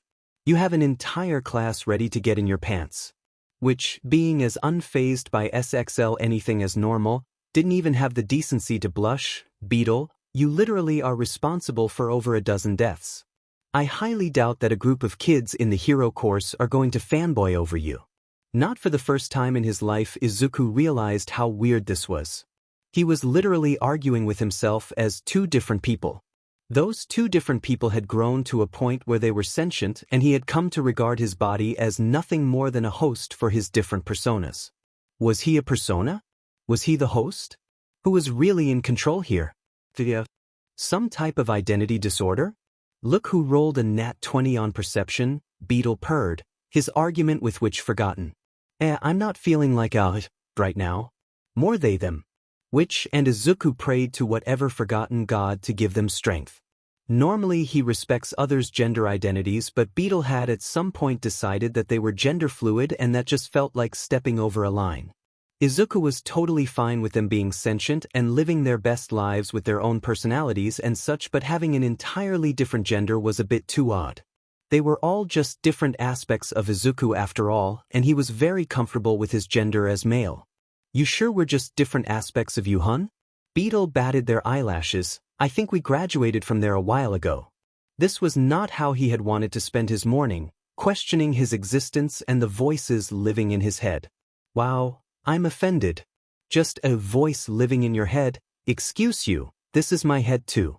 A steady headache was beginning to form as Beetle continued to force this existential crisis upon him. We are so much more than just a voice living in your head. We are our own people. Just tethered to a single body. Beetle, will you shut up? He's going to have a panic attack. Witch sighed, obviously annoyed at the other persona's blatant lack of consideration. Luckily, the door of the classroom opened and Witch and Beetle shut up as the students hurried back to their seats as a more bedraggled than usual Aizawa shuffled into the class. He narrowed his eyes at the extremely similar dark green bag that Izuku had donned in his honor. He could see why he liked it honestly, it was quite comfortable. He attributed Aizawa's even more erratic appearance to the verifiable horde of reporters that had crowded the doors of the school, latching on to anyone that even got close to the school for a comment about All Might. Eraserhead avoided the media like the plague, so that must have just been a delight for him to deal with. For Izuku it was a delight for sure. The reporters had noted his straight-out-of-garbage appearance, aka lack of uniform, and how he strode towards the school like he owned it, then decided he was too much of an enigma to ignore, and had done their best vulture impression and descended on him like he was carrion. Now, he had months of experience in avoiding the press as Witch, so if he wanted he could have easily disappeared into the crowd, but he was not Witch and did in fact quite like the media. Scratch that, he liked to F with the media. So, when a female reporter had called out, "Excuse me, sir, what exactly is your position at this school and do you have any comment on All Might being a teacher here?" He had stopped and she put a microphone to his mouth while a sea of other reporters crowded her, hoping to catch some of what he said so they could take credit. He noticed some Class 1A students trying to make their way into the school. Some were ignoring the reporters completely, fighting with the reporters, or just straight up trying to get inside the school in one piece through whatever means necessary. Not one of them was actively answering any questions, so the reporters were getting desperate. Perfect. Well, you see here, Miss Vulture. The reporter looked shocked, his nickname for her, but didn't make any move to remove the microphone. I am the school's resident trash mammal and I take care of the students and make sure that none of them talk to any reporters. He saw Ida staring at him in utter betrayal and he couldn't help but smirk. As for All Might, I have no idea who you are talking about and do not recognize that name at all. We do, however, have an All Right. He is our school nurse. Recovery girl died last Tuesday, so we had to improvise. He gave them the most genuine smile as possible. Now, if you would follow me, I had direct orders for Nezu to bring you to his office for a personal interview. The reporters looked shell-shocked as if she couldn't quite decide if this trashy-looking kid was telling the truth or not. Almost in a daze, she followed him to the gate. He knew what would happen if someone unauthorized stepped into school grounds. She obviously did not. With absolutely no hesitation, she stepped over the threshold and the school locked down. She looked at Izuku with scandalized and hurt eyes. You lied to me.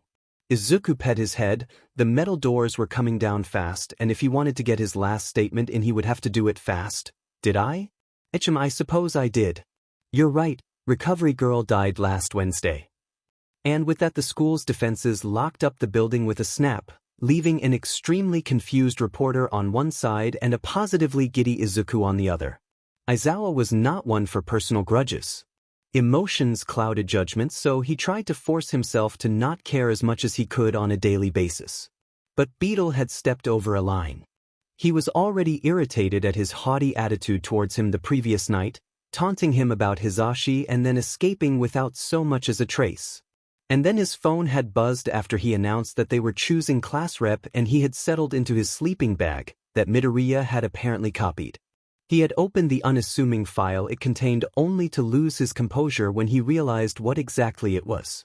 It was some very, very, very detailed smut about him and Hisashi. His first thought was how whoever sent it had gotten his email. His second thought was who had sent it. The second thought was answered with a small note at the bottom of the 3,000-word link that had, regrettably, been read over 4,000 times. It was that note that had ultimately decided that he would be the one to bring Beetle into custody. Dear Shota Aizawa, T. Eraserhead. I wrote this after our encounter last night. I thought you might like it. Lots of love. Beetle. That insufferable, annoying, cocky, child arsonist would fall by his hand if it was the last thing he did. Tonight, and every night after, he would be hunting, waiting with HNDCFFS and one of his rare smiles. He also wouldn't mind catching Witch while he was at it. There was a much too large population of kids doing illegal things, which had been driving Naomasa insane with his crafty escapes and the fact that he always somehow managed to catch villains they could never quite get their hands on. Speaking of exhausting children, he needed to have words with Midoriya. He arrived at school to a media circus. Abuzz with the news that Recovery Girl had apparently died either last Wednesday or last Tuesday. A reporter nearly in tears about how a homeless boy had made the security walls of the school almost kill her, and how All Might wasn't at the school. So, Midoriya had been having fun with the media. He was secretly jealous that Midoriya could get away with it. Shota had reassured them that Recovery Girl was not dead and unfortunately had to tell them that All Might was actually at the school. That last statement had prompted a barrage of questions about how he was adjusting to life as a teacher that he had left unanswered, along with the just who exactly was that boy then. He had a feeling that telling them that he was Nezu's personal student would not go over well. Ultimately telling the reporters to shoo, which they did not do, he bypassed the security and shuffled into class. He announced that they would be decided. Class rep Ida decided to do it by vote, and Aizawa was planning on taking a nap when he received that infernal message from Beetle. All in all, he was really sick of annoying and sassy children. The class rep thing was entertaining to watch. Predictably, Yaoyorozu got the most votes, shortly followed by Ida. Almost everyone voted for themselves, which was expected. However, there were those few that didn't, and it made a difference. Both agreed to their roles with no resistance, and Aizawa pretended to sleep. Izuku could see that Aizawa was in fact not sleeping. He just had his eyes closed and was probably trying to burn Beetle's writing out of his brain. I love it when what I write affects people," Beetle whispered dreamily. "You traumatized him," which retorted matter-of-factly. "Your point?"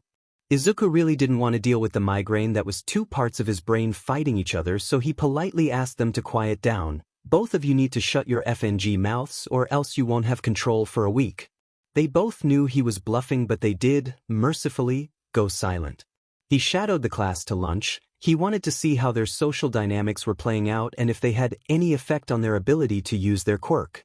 Lunch Rush also made really good rice.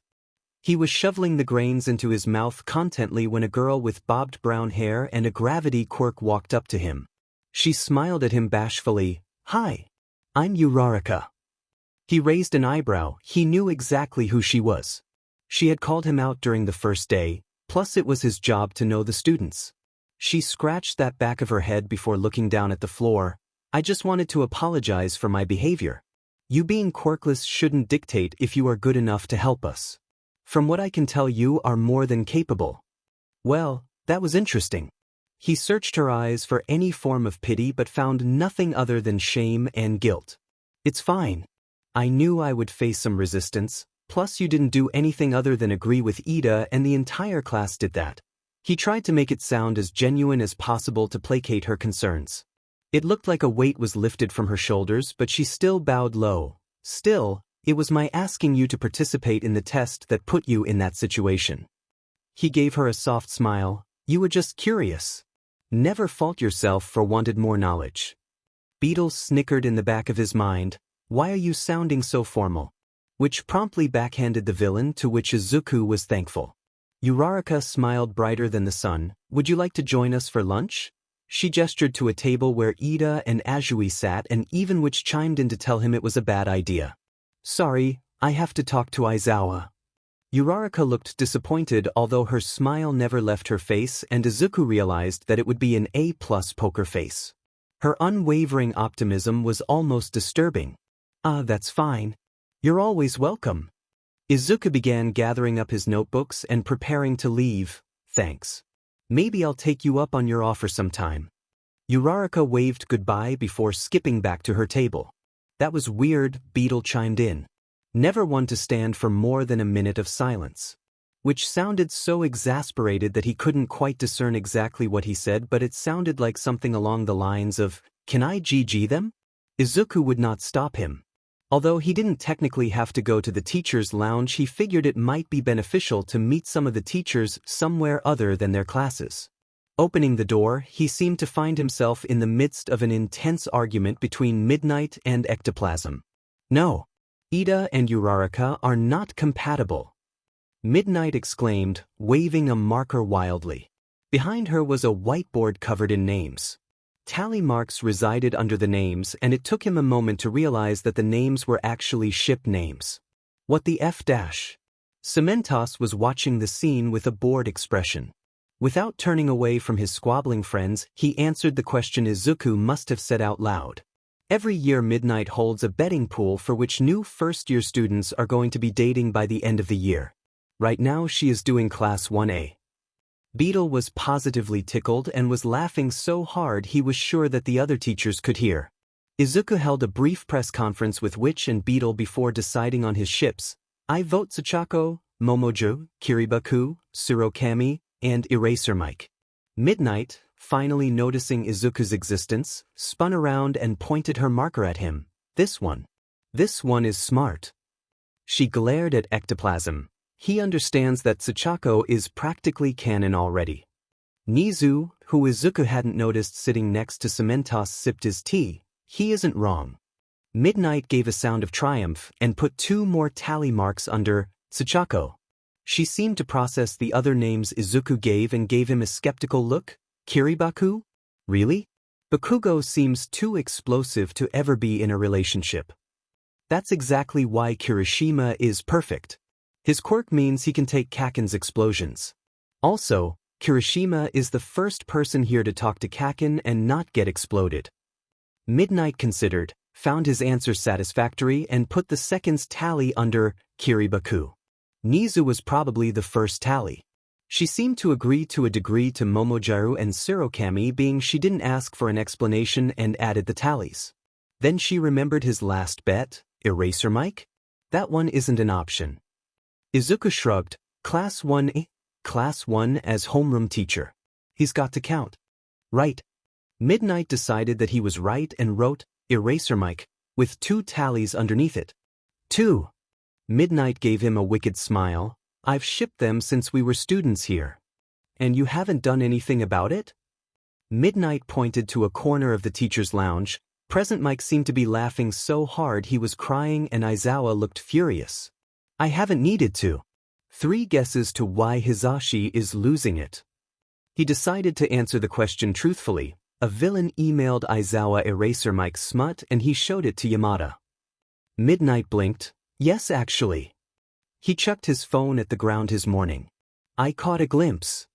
The 18-plus hero snorted. Shota got flustered? I would like to meet this villain and thank them personally. No one's gotten Shota that flustered before. It looks good on him. Beetle did a mock bow inside his head. I think you both might win your bet sooner than expected, Nezu said cryptically. Both Midnight's and Izuku's heads snapped to the principal. What? Nezu continued to sip his tea as he pointed a paw towards the Eraser Mike corner. They looked just in time to see Yamada press a soft kiss onto Aizawa's lips. Aizawa reacted accordingly, his hair stood on end, eyes wide in surprise. The entire staff seemed to freeze, thinking one of 2 thoughts, either what the F, or finally. Yamada pulled away, a slight flush on his features. Aizawa on the other hand, his face was the exact shade of Kirishima's hair. He stood statue still, obviously in shock. Then Midnight broke the silence with a victorious scream. She jumped at Izuku and hugged him. She was gone before Izuku could really process what was happening, flinging herself at Present Mike. Finally! Holy shit! Yes! She shook him like a rag doll. Why didn't you do that before? Aizawa was finally starting to unfreeze and Midnight turned to him with a glare she usually reserved for villains. You better start dating or I will lock you 2 in a closet. Eraserhead sputtered, still trying to wrap his head around what just happened before squeaking out a tiny, of course. Beetle was having a regular party inside his head, overjoyed at his OTP had gotten together over their fanfiction. Izuku was happy too, they were his OTP as well. Although, this was not how he had planned for this to work out. Nezu and Cementos both wore faint smiles. Glad their coworkers had finally admitted their feelings and they wouldn't have to witness to Hizashi's very visible pinning. Izuku took a seat next to Nezu and watched as Midnight practically cartwheeled around the room. Yamada had taken Aizawa's hand and Izuku had half a mind to snap a photo. That half of a mind won and he took a photo. But the wonderful mood of the room plummeted when an alarm overhead sounded and announced, Warning! Level 3 security breach. All students please evacuate the building in an orderly fashion. Every teacher immediately jumped up, reminded Izuku that they were pro-heroes. They could hear the commotion outside the door as students scrambled to leave the building. Someone had managed to get past the school's barriers and they were all panicking. Aizawa and Yamada looked out the window and let out an audible sigh of relief. It's just the press. Nezu set down his tea and transformed himself into the UA principal, Eraserhead, present Mike. You deal with the press. Everyone else help me get the students under control. Everyone in the room simultaneously nodded and hurried to do what they needed. Izuku didn't quite know what to do, so he just sat until Nezu noticed and said, Midoriya, you are an honorary teacher, aren't you? Can you please assist the other teachers in telling the students it isn't a real threat? Izuku hurried out of the room. He realized that Witch would be much better suited for this situation, so he let him take control. Witch found himself back before the lunchroom, at the tail end of a mob of students trying to push their way to the doors. He saw kids being trampled and shoved against the windows. He sighed at how unorganized the students were acting. If this is how heroes are supposed to act, then no wonder vigilantes like him exist. He put his fingers to his mouth and let out the most ear-splitting whistle he could manage. It echoed through the corridor and the students briefly paused their mad scramble and looked to find the source of the sound. The students' closet to the end turned to find a boy no older than a first year with his hands on his hips. Green hair in a messy bun and sunglasses resting on his head. The first thing they noticed that he didn't have on a uniform, so at first they thought he might be the intruder. They readied themselves to fight, but Witch only rubbed his eyes before screaming as loud as possible, I am Nezu's personal student. He sent me to inform you that there is no threat. It is only the press. The students didn't look convinced, so he added, is this how UA students are supposed to react? You are supposed to remain calm and collected. Did not one of you actually check to see what the threat actually was? The silence of the crowd was enough to tell him that, no, they had not checked. He scoffed as the students started to check the windows and realized that it had only been the press. Soon enough the police arrived and Witch relinquished control back to Izuku, who snorted in Witch's exasperation. Beetle still wasn't over the fact that his OTP had gotten together. Naomasa was prepared to start setting wily coyote traps. The ever-persistent headache that had settled into the base of his skull was quickly turning into a nausea-inducing migraine. 5 run-ins with Witch this week. To make matters worse, they had caught him 4 out of those 5 times. Had him handcuffed, in the cruiser, heading for the station. They had even gotten him into interrogation once. He tried to suppress his body's involuntary shudder at the memory of that first time he had ever met the boy and actually try to use his quirk and interrogate him. For one thing, his quirk was immediately proved ineffective for 2 reasons. First, the boy was such an amazing liar that it bypassed his quirk entirely. As standard procedure, he had asked his name and what day it was. Friday the 16th, the boy had replied. His quirk detected no lie and the boy had only given him a small smile at his shocked expression. It was Tuesday, the 7th. Secondly, whenever he tried to get even the simplest truths out of the vigilante, his quirk was set off 3 times. What's your name? A simple question. That was phrased so he wouldn't even have to give away his true identity. Which, the boy had monotoned in response without even a second of hesitation. He expected his quirk to count it as a truth, but instead, he got the 3 responses from his quirk: truth, lie, lie. No matter the question, he got 3 responses. He could never be sure which response was correct, so his quirk was now twice as useless. That had never happened before, and try as he might, he couldn't think of any plausible reason other than that which had a quirk that countered his own. He stared into charcoal eyes that glimmered with cold amusement as he refuses to break the detective's stare. It was odd to see the vigilante without the cobalt fabric around his eyes, but he had to admit that it set off his periwinkle hair and made him all the more imposing. It was hard to remember that he was no more than 15. He got the distinct feeling that Witch was enjoying this little staring contest and that he wouldn't be any more intimidated by the police as he would be a rock. To avoid giving the pain in his butt vigilante the satisfaction, he dropped his gaze. Witch did not speak unless he asked a question that he replied to immediately with a tone more monotonic than Shota's. The only facial expression that Witch ever showed other than the slight amusement that he got from confusing Naomasa was a frigid indifference to everything around him. It was infuriating. He acted as if he couldn't even bring himself to care that he was finally in custody. They had confiscated the band he wore around his eyes along with all of his weapons, wooden mage staff, tranquilizer gun, a whip, and a belt of throwing knives he had never seen Witch use. He had given up trying to get anything out of the Vigilante after 15 minutes and elected to call Shota to come and erase the boy's quirk, just in case that was what was interfering with his ability to detect the truth. It wouldn't hurt to have someone else qualified to see if they couldn't get anything else out of the Vigilante. Like his name. Shota had agreed and said he was on his way, but when Naomasa walked back into the interrogation room there was no one there. The 2 officers he had assigned to watch the Vigilante were on the floor unconscious and there was no sign of the boy. Of course, that didn't make any goddamn sense. They had given him the full package.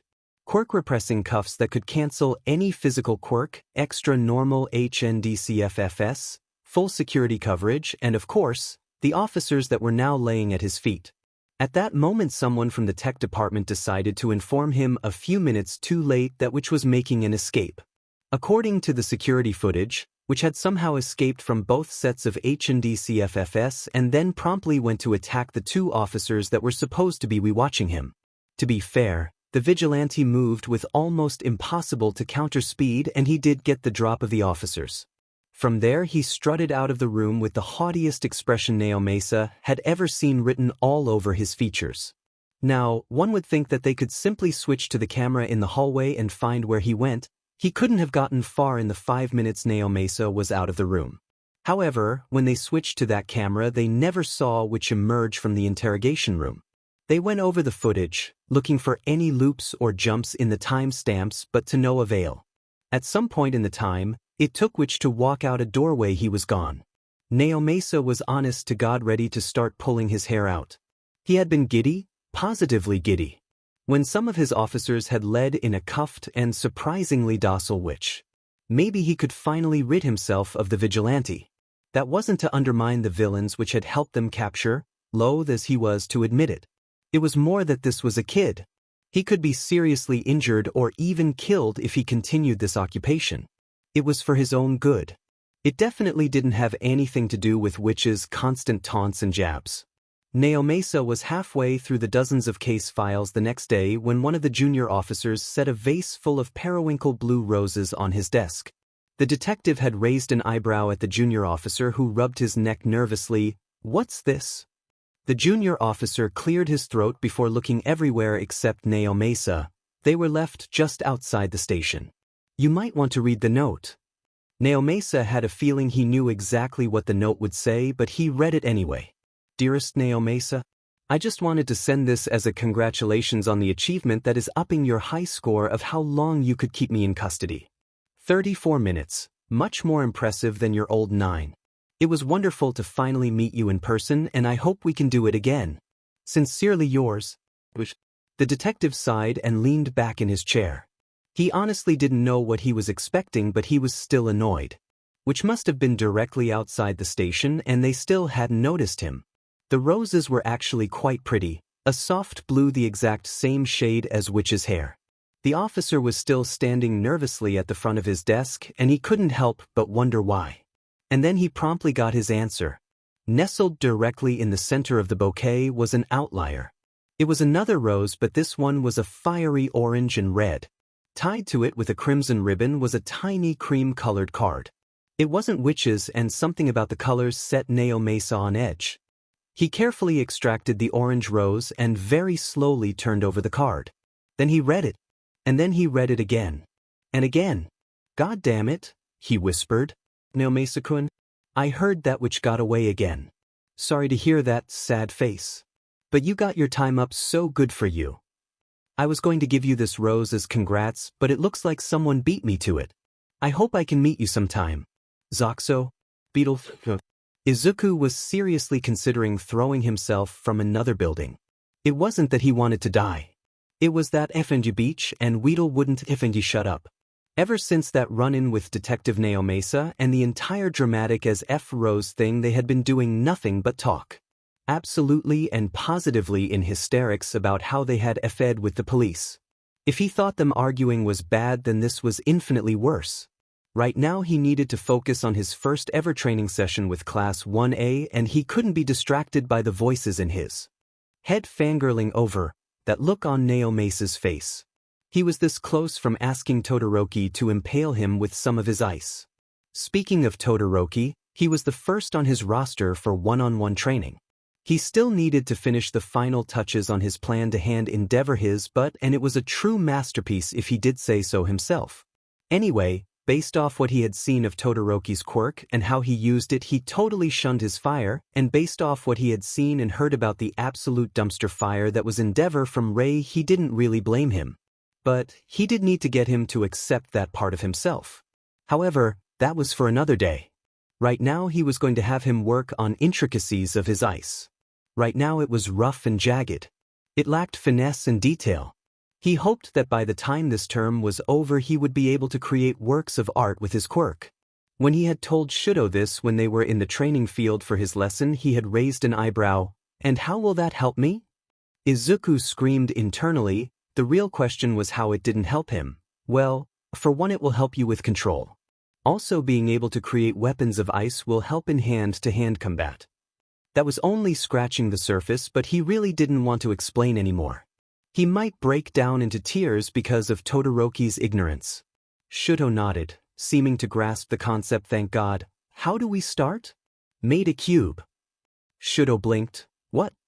"A perfectly smooth cube of ice. Just big enough to fit in the palm of your hand." Todoroki hesitated but then focused on the task while Izuku lit a cigarette and tried to shut out Witch and Beetle, who were quite literally having a party in his brain. It took 5 minutes for Todoroki to complete the task, and by then he was panting, but in Izuku's book he did better than he expected. Shudo obviously wasn't expecting it to be that difficult and seemed thoroughly disappointed in himself.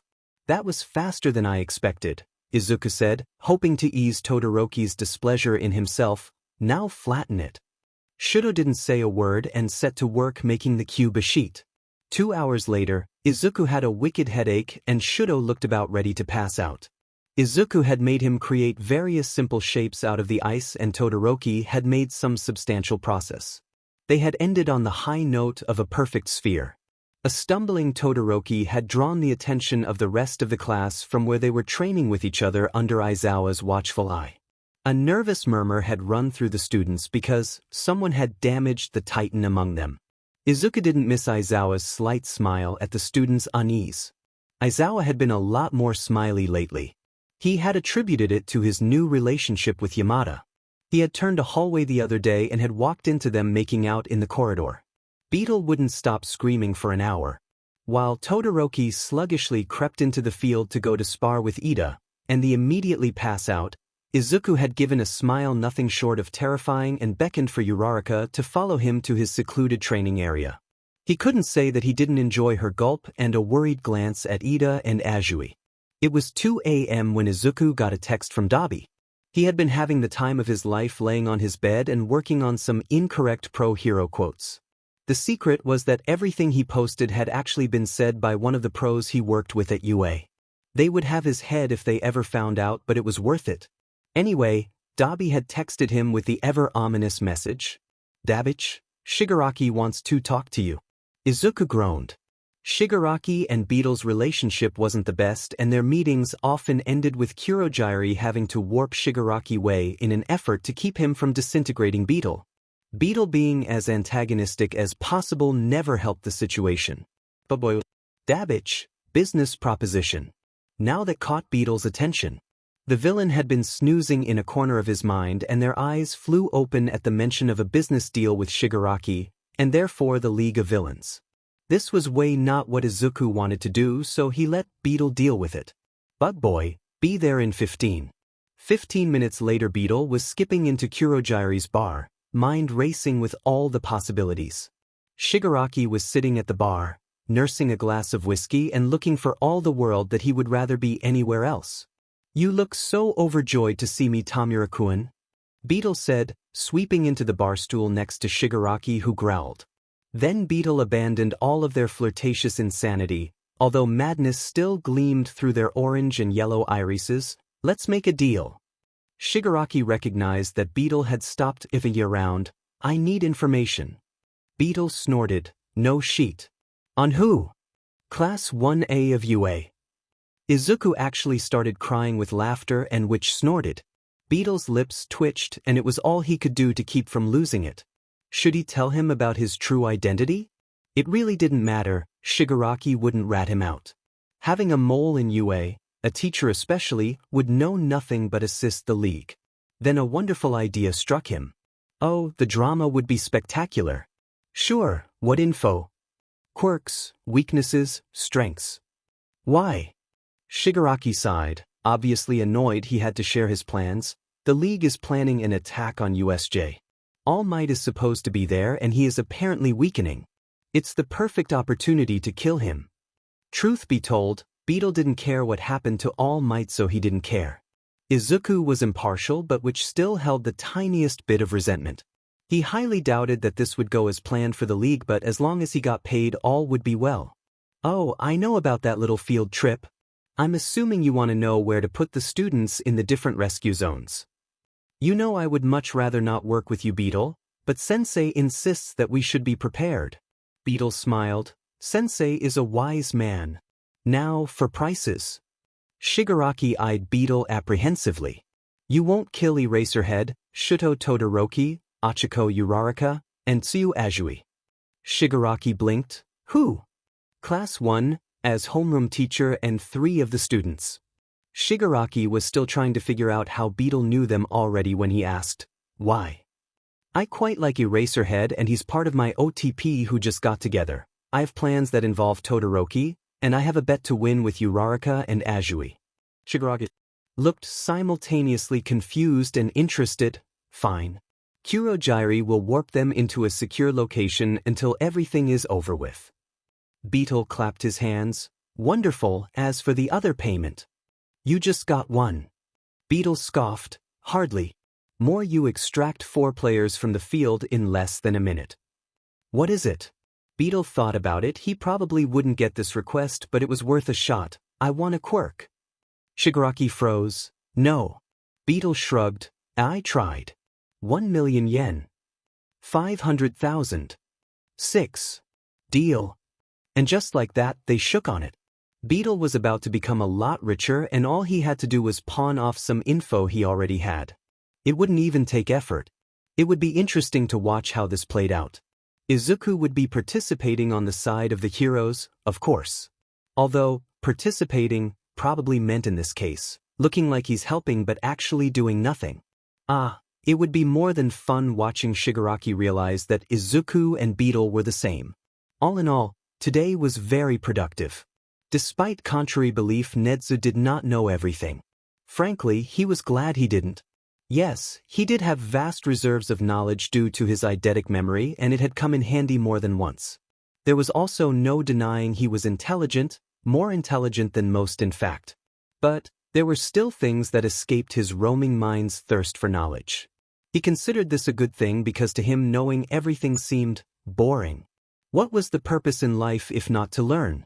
Where was the challenge? Where was the fun in knowing and predicting every move of humans? Oh, how he loved humans. So unpredictable and such chaos makers. He loved to observe how they interacted, constantly having to sift through layers of emotions just to respond to a simple question.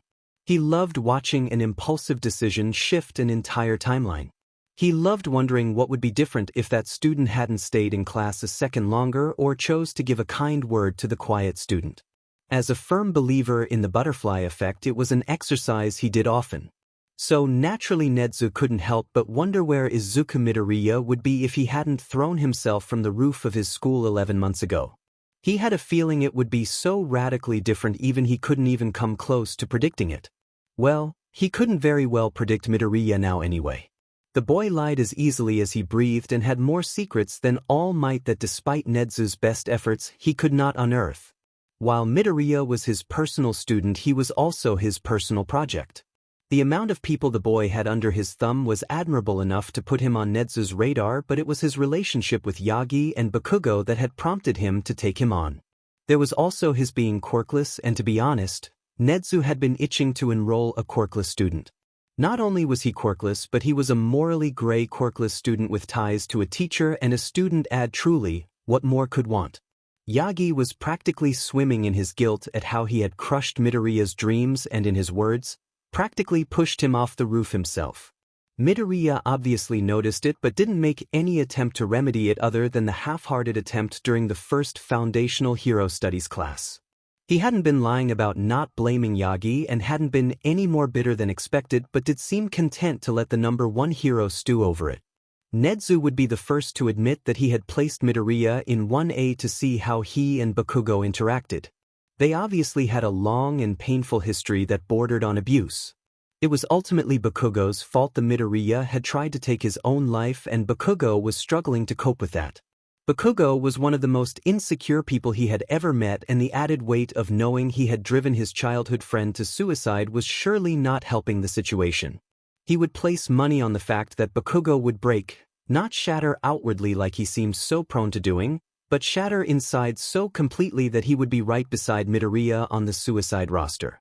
Nezu's morals had battled as he was torn between his duty as a principal to make sure his students were emotionally stable, which Bakugo and Midoriya were very obviously not, or his duty as a pursuer of knowledge. Ultimately, his curiosity had won out and he had waited to see how this played out.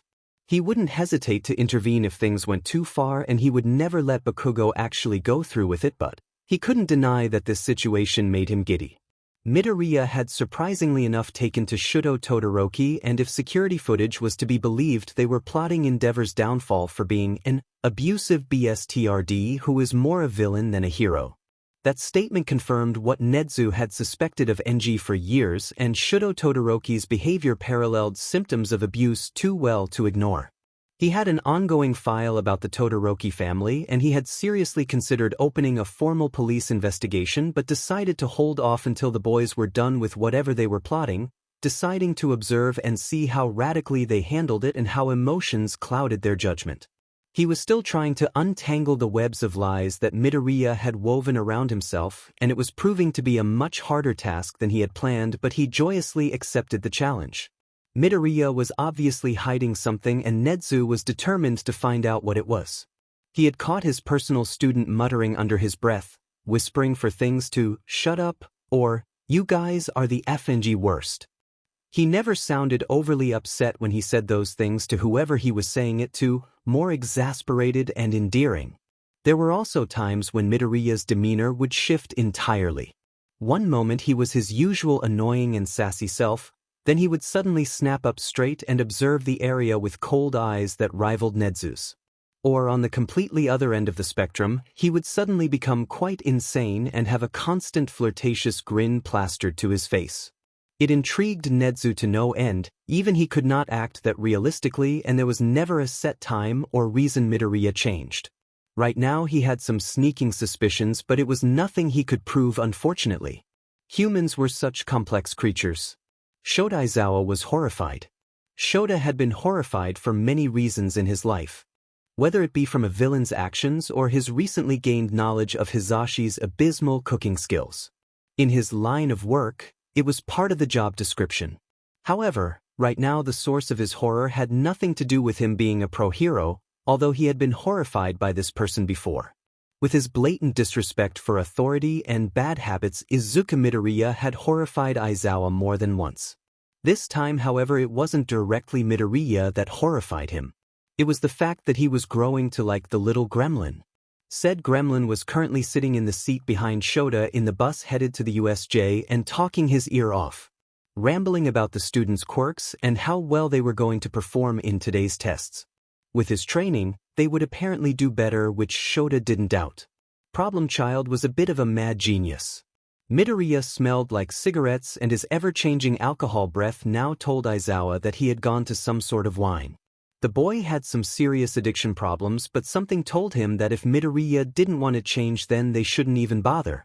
He had snapped his sunglasses over his green eyes and had tied his hair into a high ponytail that made him resemble a homeless schoolgirl. He had adopted Aizawa's sleeping bag permanently, and he wore that almost everywhere he went. Underneath would be the absolutely destroyed clothing he never seemed to change out of but at least seemed to wash. And the worst part was that his sass and bad hygiene was starting to grow on the underground hero. He had come to this realization when the boy was halfway through telling him about how he was refining Todoroki's quirk and he had almost crashed the bus into a dish. He was still in a small form of shock when he pulled into the USJ and the students filed out of the bus and No. 13 gave them their welcoming speech. While the students were still gaping at the inside of the USJ and childishly snickering about its name, he shuffled over to No. 13 with Midoriya at his side. The boy only seemed mildly impressed and despite being inside didn't remove his sunglasses so he couldn't see his eyes, but he knew they were probably bouncing around the facility. He had seen pictures and such so they could prepare for the lesson, but they truly didn't do the USJ justice. He interrupted No. 13's unneeded pose as he realized that Yagi was not present. 3 guesses why not. His suspicion was unfortunately proven right by No. 13's explanation with her helpful model of holding up 3 fingers to illustrate Yagi's time limit. Shota pinched the bridge of his nose and sighed. He was the most irresponsible person this school had ever employed. Midoriya knew that All Might should be here and had met Aizawa's gaze with a deadpan expression that said he shared his sentiments exactly. The boy had somehow figured out Yagi's state all on his own and looked to be just as disappointed in the number 1 hero as Aizawa was. From what he had heard, his and All Might's relationship was strange, but as long as they were able to work together he didn't care. Although it did warm his heart to know that someone agreed with him on how absolutely underqualified Yagi was for a teaching position. The gremlin had already met all of the UA staff and they had all taken quite a liking to the problem child, so No. 13 didn't bat an eyelash and gave Midoriya a ruffled his hair. Midoriya growled with no real menace and Uraraka squeaked and fawned at how adorable it was. Aizawa attributed the other faculty's fondness to the fact that they didn't have to put up with him all day as Shota did. But you like him too, some traitorous part of his mind whispered. Nope. That needed to stop right now. We best get on with it. We are just wasting time, he announced in his usual monotone, giving absolutely no indication he actually had emotions, much less that he was actually fond of someone. Luckily No. 13 took over and gave them a slightly terrifying talk about how their quirks could easily be used to harm. He noted how Shinso avoided looking at anyone as she spoke while she held everyone else's rapt attention. He had put up with years of bullying because he had a supposedly villainous quirk and knew all too well that it could easily be used to harm. 13 bowed and the students cheered. Aizawa was ready to get on with it, but as soon as he pointed towards the USJ proper the lights died and the fountain sputtered. Aizawa felt the shift in the air and spun around just in time to see a regular void being ripped open in the main plaza of the USJ. Once birthed into existence, the portal cracked and expanded in size until it took up the entire courtyard. Smoky yellow eyes glared at them from the top of the void and Aizawa snapped in hero mode. Within moments of the appearance of the portal appearing, it was pulled apart like a curtain by a man with ragged hair so light of a blue it was almost white that seemed to be wearing disembodied hands on his arms and face like they were accessories. No one move. Stay together. Shota shouted at his students, instinct taking over. Midoriya and 13 stay and protect the students. The students had taken notice of the vortex and were on high alert as the man covered in hands was shortly followed by villains armed with various weapons. Within moments the entire courtyard was completely full of enemies. The only one that truly concerned him was the behemoth of a man with one hell of a mutation quirk. He was an unnatural shade of purple and had eyes were sticking straight out of an exposed brain and rows of jagged teeth. There was a predatory glint in his eyes that makes Shota wonder if he was even human. He immediately slipped into his hero mode along with No. 13. Midoriya shifted as well, posture straightening as his eyes darkened with cold calculation that he had only ever seen on Nezu. He was suddenly reminded that this boy was also smart enough to keep up with the principal and not be intimidated by him. He strapped on his goggles, mind racing. Right now the students were the first priority and he had to make sure they got to safety. The students didn't seem to know what was happening. Kirishima even inquired if this was part of the simulation. He was about to fill them in when Midoriya beat him to it. No, Kirishima, this was not planned. Those are villains, and at the moment our top priority is to keep you safe, so I'm going to ask you to run and get out of here immediately to alert the school. The class all gasped as their eyes flew wide with fright. Uraraka looked terrified but was able to squawk. But what about you? You have to come with us. You don't have a quirk and nearly enough power to take on all of them. Aizawa felt compelled to agree but didn't have the opportunity to speak before Midoriya turned to Kaminari, completely ignoring Uraraka. Try to use your quirk to alert the school. The villains probably cut off all communication, so you're your best bet. It was becoming more apparent that this was a well-coordinated attack. They had cut off all communication and had very carefully chosen an isolated location to strike at an exact time a class would be present. They may be stupid for trespassing onto UA, but they did have a goal in mind. Shota was surprised how well Midoriya was handling this, taking control of the situation immediately and not even showing the slightest bit of panic. But that didn't excuse the fact that he physically couldn't take on the villains without a quirk. He needed to leave with the rest of the students. Midoriya, go with the other students. You and 13 make sure they get to safety and alert the school. Aizawa commanded, stepping forward to engage the villain group, capture weapon already starting to float around him. Midoriya offered no response and instead stood stock still. He had removed his sunglasses to accommodate for the lower light level, and his emerald eyes were bouncing from villain to villain. Taking that as confirmation, he nodded at 13, who nodded back, and he jumped down into the plaza, wind whipping through his hair as his mind blocked out everything other than the fight. He activated his quirk on the first trio of villains and used his capture weapon to smash them together, leaving them in a heap on the floor. Soon he was surrounded and had obviously been recognized. A heteromorphic villain flew at him, saying how he couldn't erase his quirk, which was true enough. He ducked under the villain's fists and landed a solid hit to his face, knocking him into the air as he ducked the fist of another villain behind him. Letting his capture weapon wrap around the heteromorphic villain as he kicked the villain at his back, knocking him along with two others to the ground. Pulling his capture weapon, he let the huge body of the heteromorphic villain crash into their amassed pile. There were brief moments of standstill when the villains decided how to attack, but he quickly ended those moments with a few kicks to the face. He had been so wrapped up into battle, he didn't notice Midoriya had run down the stairs to join him until the boy was engaging the villains at the edge of the circle. Midoriya was moving like lightning, hitting pressure points that rendered the villains useless. There was a glint in his eyes that spoke of calculated attacks and total destruction, although his expression was totally neutral. The boy was slowly clearing a direct path to the hand villain, and it was all Aizawa could do to call out to him, "Midoriya! Get back to the other students." Midoriya didn't offer any reaction as he picked his way across the field with nothing but his fists and feet with such brutal efficacy that Aizawa mentally kicked himself for underestimating him. In that brief moment of silent observation and revelation, Aizawa lost focus and received a punch to his stomach that left him gasping for breath. Suddenly he felt himself falling. He looked to find the warp villain standing behind him as he fell into the warp gate that he had summoned on the floor. The last thing Shota Aizawa saw before he fell through the gate entirely was Midoriya standing before the apparent leader of this attack. He saw the green-haired boy say something, and a look of absolute confusion and outrage pass over the hand villain's face, which was annoyed. Why was he the one that had to do all of the physical fighting and assess the situation? He was strictly in the neutral. This was Izuku and Beetle's ploy. But here he was, picking his way across the ocean of thugs without his weapons and bruising his knuckles while he ignored Aizawa's shouts for him to retreat and 13 and Class 1A screaming at him to come back.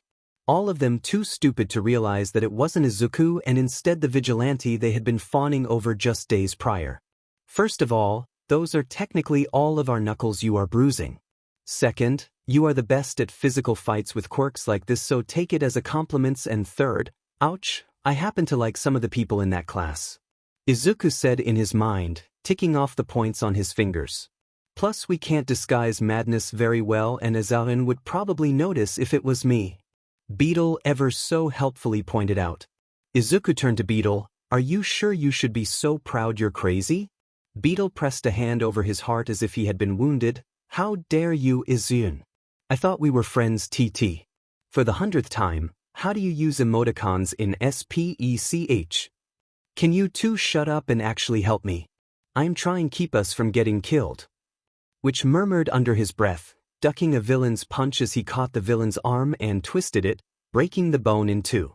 He was close to Shigaraki, and once he reached Beetle's employer he could retreat to sulk. Out of the corner of his eye he saw Kurogiri warp behind Aizawa and create a warp gate. At least they were keeping their part of the deal. With a few more well-placed attacks, the remaining villains separating Witch and Shigaraki fell to the floor, and Witch let Beetle deal with it. Shigaraki looked momentarily surprised that someone had gotten past all of the villains and looked even more confused when Beetle waved at him. "Hiya, Tamura-kun. Fancy seeing you here." Then Tamura recognized the mad glint in Beetle's now green eyes and the flirtatious smirk that drove him so insane. His expression shifted somewhere between absolute rage and confusion, and oh my god, how Beetle wished he had a camera to immortalize that face. "Beetle?" he asked almost hesitantly. Beetle smiled wider, positively giddy at his grand debut. "In the flesh." "What are you doing here?" Tamura squawked, still trying to figure everything out. "Well, I work here, silly. Well, technically Izuku works here, but that is basically the same thing." Beetle giggled despite Izuku and Beetle screaming at him not to. Tamura grew suddenly furious. "So you're a hero then?" "None of us are heroes. I mean, we have Izuku who is here because he's Nezu's personal student. But only because he was bored, and which being a vigilante and being insanely salty about the world. Then we have me who had burnt down way too many buildings to ever be considered a hero." "Why the f did you say that?" Witch and Izuku shouted in unison, positively outraged that Beetle had given away their secret. "Wait, Witch is a student here too?" Tamura growled, trying desperately to piece everything together. Beetle sighed. "I think it would be better if I showed you." Suddenly he pushed Witch into command, and the madness faded out his eyes and his face became the schooled into the cold mask he always wore. "Goddamn it, Beetle. It is your problem, not mine.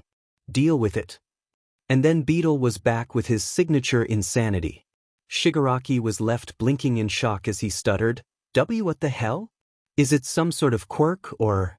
Beetle shrugged. "Nope. We are all as quirkless as it gets. Probably some sort of personality disorder." "You told me I wasn't a personality disorder." Izuku screamed inside his head, but Beetle shushed him as he continued his conversation with a stunned Shigaraki. "It's truly amazing what hair dye and colored contacts can do. I trust you won't give away any of our secrets, Tamura-kun. Having a mole in the school is much too valuable for that." Beetle joyously exclaimed, having way too much fun messing with Tamura. Tamura was still reeling but nodded. "Wonderful. I trust Kurogiri has gotten the ones I want alive to safety?" Shigaraki was snapped out of his daze by the sharp threat hidden behind Beetle's words. "Probably. Kurogiri knows what he's doing and he never does back on a deal." "So true. Now if you could please look like you're fighting me. It's important to keep up appearances, you know." Tamura wasn't particularly in the mood for a fake fight, having realized how thoroughly Beetle had been deceiving him all this time. So naturally, like the child he flew at Beetle with every intention to serious hurt him. Beetle just sighed and forced to set off Witch back in control. Luckily, Witch was too busy staying alive to complain. Aizawa was not someone who was quick to anger. In fact, it was a near impossible feat. Sure, he was bitter and tired all the time but never actually furious. But here he was. Fing said. When he had said earlier that he would catch Beetle no matter what, he had meant every word. He was planning on doing everything in his power to bring that tiny and insane villain into custody. So what, he had finally gotten him with the guy he had been crushing on since high school? He hadn't been joking, but it was more of a side project. At least that was until the little orange-haired arsonist got him warped into a tiny metal box. Away from the battle. Away from his students. Away from Fing Midoriya. He had very unceremoniously been dumped into a 10 by 10 room with walls covered in steel with a single goddamn electric lantern hanging from the ceiling. It was bright enough that its tendrils of artificial light reached every corner, showing him that there was no way out other than a door like you would use in a bank vault. He had obviously tried the door and had very thoroughly locked. There was also a note.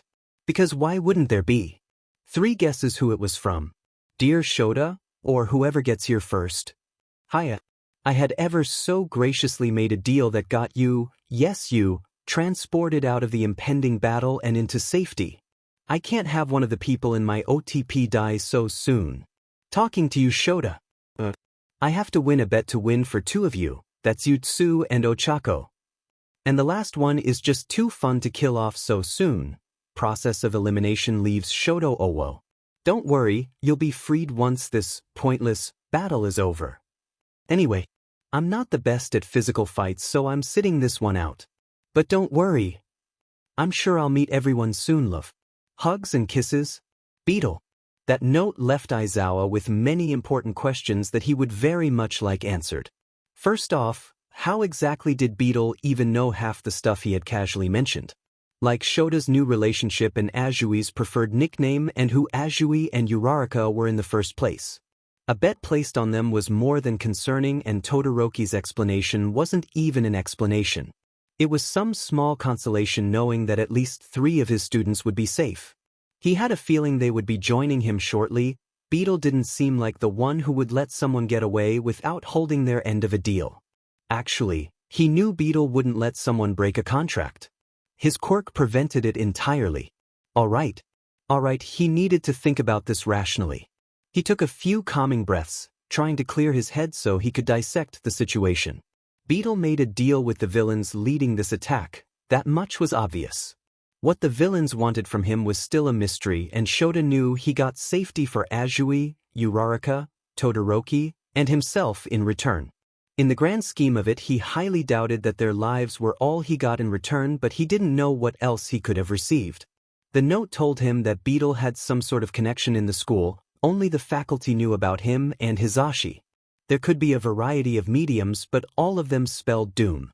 They needed to sniff out how he knew all of that in the first place and destroy his medium immediately. The bet with Ajui and Uraraka could mean anything and Beetle wasn't telling the entire truth about why Todoroki had been spared. Now to the entire USJ attack as a whole. The villains were organized and this was premeditated on heavily. They must have a concrete goal in mind that they were dead set on achieving. His students were in serious danger and he couldn't do anything about it. No Aizawa calm. Panic later. Midoriya had for some reason charged the main villain and had done something to shock him. Aizawa briefly noted how he had somehow gotten past the ocean of villains before he did and couldn't help but be impressed. Although Midoriya was now in the most danger, facing the main perpetrator's head-on without backup. He had probably been relying on Shota to lend him that backup but now that he wasn't there, whatever plan Midoriya had was probably gone and he was winging it. Suddenly Aizawa was ripped from his train of thought by the tumble of bodies and he saw Uraraka, Ajui, and Todoroki be dropped from a warp gate in the ceiling. He wasn't sure if he should be relieved or annoyed. Uraraka looked confused but that confusion swiftly morphed into rage.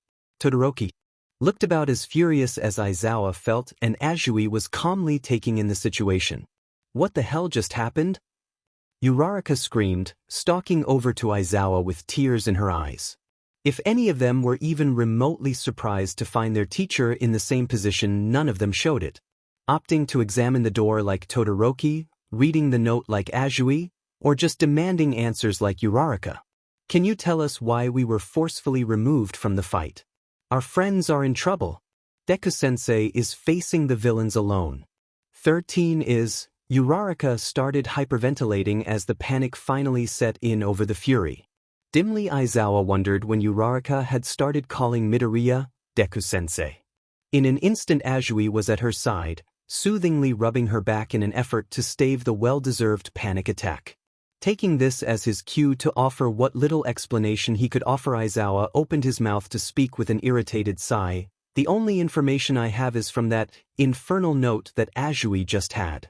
The only thing that told us is that the villain and informant Beetle was responsible for our removal and if he is to be believed, which we aren't sure if he is or not, will be released. Todoroki looked up from where he had been inspecting the only exit. Any particular reason he chose us to save? Shota sighed and rubbed his forehead. Nothing to really help us. His reasoning is cryptic at best. Ajui croaked from where she was contenting to comfort Uraraka. The note said something about Aizawa-sensei being part of his, a bet with me and Uraraka-chan, and that you were just too fun to kill off so soon. Todoroki raised an eyebrow at Aizawa and he scowled at the acknowledgement. The boy is mad. I have had the absolute pleasure of meeting him, and if there is one word to describe him it would be insane. Having finally composed herself, Uraraka hiccuped, "Boy?" Shota realized that Beetle was a much lesser no-villain to anyone other than a pro-hero or say a son of a pro-hero. He can't be much older than you. Although that doesn't make him any less dangerous. He may be insane, but he also is smart with vast reserves of blackmail and information if this attack was anything to go by. On his official record he has over 15 cases of arson and 11 charges for murder, not including of course the countless people he's injured and the cases we can't prove as him. Uraraka swallowed, taken aback by the large criminal record on the teenager. But you said he was an informant? Why had he killed so many people? This time it was Todoroki that answered, it's part of his quirk. It allows him to make contracts with people, and if they don't uphold their end the consequences written into the contract will come true. He is quite fond of setting the terms as, this contract burns and so do you or your loved ones. Uraraka looked stricken, although Azui only looked down at the floor sadly. That's horrible. Why should innocents suffer if they don't uphold their end? Todoroki left his post at the doorway and stalked over to where the note had been left, no doubt wanting to read it for himself. Think about it from a villain's point of view. What's something even more compelling than their own lives? If he wants to keep them in check, it really is one of the most direct routes to ensure their cooperation. Todoroki's frown deepened as he read Beetle's note before continuing. By organized villain standards, Beetle is fairly mild in terms of identifiable crimes. However, the thing that makes him so dangerous is that we have no idea where he gets his information and how much information he has. It's fairly obvious that he offered information on the USJ, and the fact that he knows of our specific names, especially Azui's nickname, is more than worrying. Aizawa nodded in agreement, even if he was slightly irked that Todoroki was only deepening Uraraka's fear, but everything he was saying was true. Shota suddenly remembered that Uraraka had said something about the current state of the class and he desperately needed an update. Uraraka, you said something about how everyone was faring? Is everyone alright? Uraraka blinked hard as if to dispel tears she refused to let fall. No. 13 used their quirk on the warp villain and he turned it on them. Aizawa blinked, not letting any nerves break through his facade. His students were already worried enough. You mean 13 turned themselves to dust? Azui took over from Uraraka, who was starting to look overwhelmed. Not entirely, only their back. As for the rest of the class, they were presumably warped into the different zones in the USJ, so we don't know of their current state. Karo. Understandable enough. A decent plan, divide the students so they could be easily killed if the note was any indication. And Midoriya? He was almost afraid to ask about the gremlin child he had grown to care about. Last time we saw he was still engaged with the villain with the hands. He got hit a few times, although I couldn't see how bad from the distance. There was a few bloody patches that we could see, but once again how bad I don't know. Not good. I really didn't matter how physically strong Midoriya was, he couldn't hold out forever against someone with a quirk. It was a small relief to find that he wasn't already dead, but he certainly would be after long.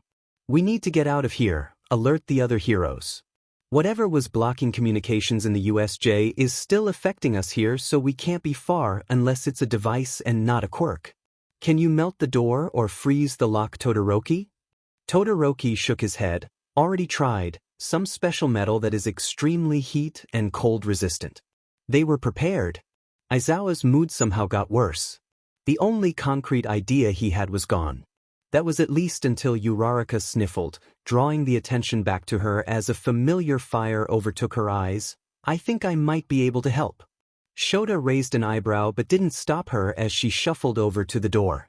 She closed her eyes as she placed both palms flat on the metal surface. Deku-sensei has been helping me with levitating smaller specific parts of objects.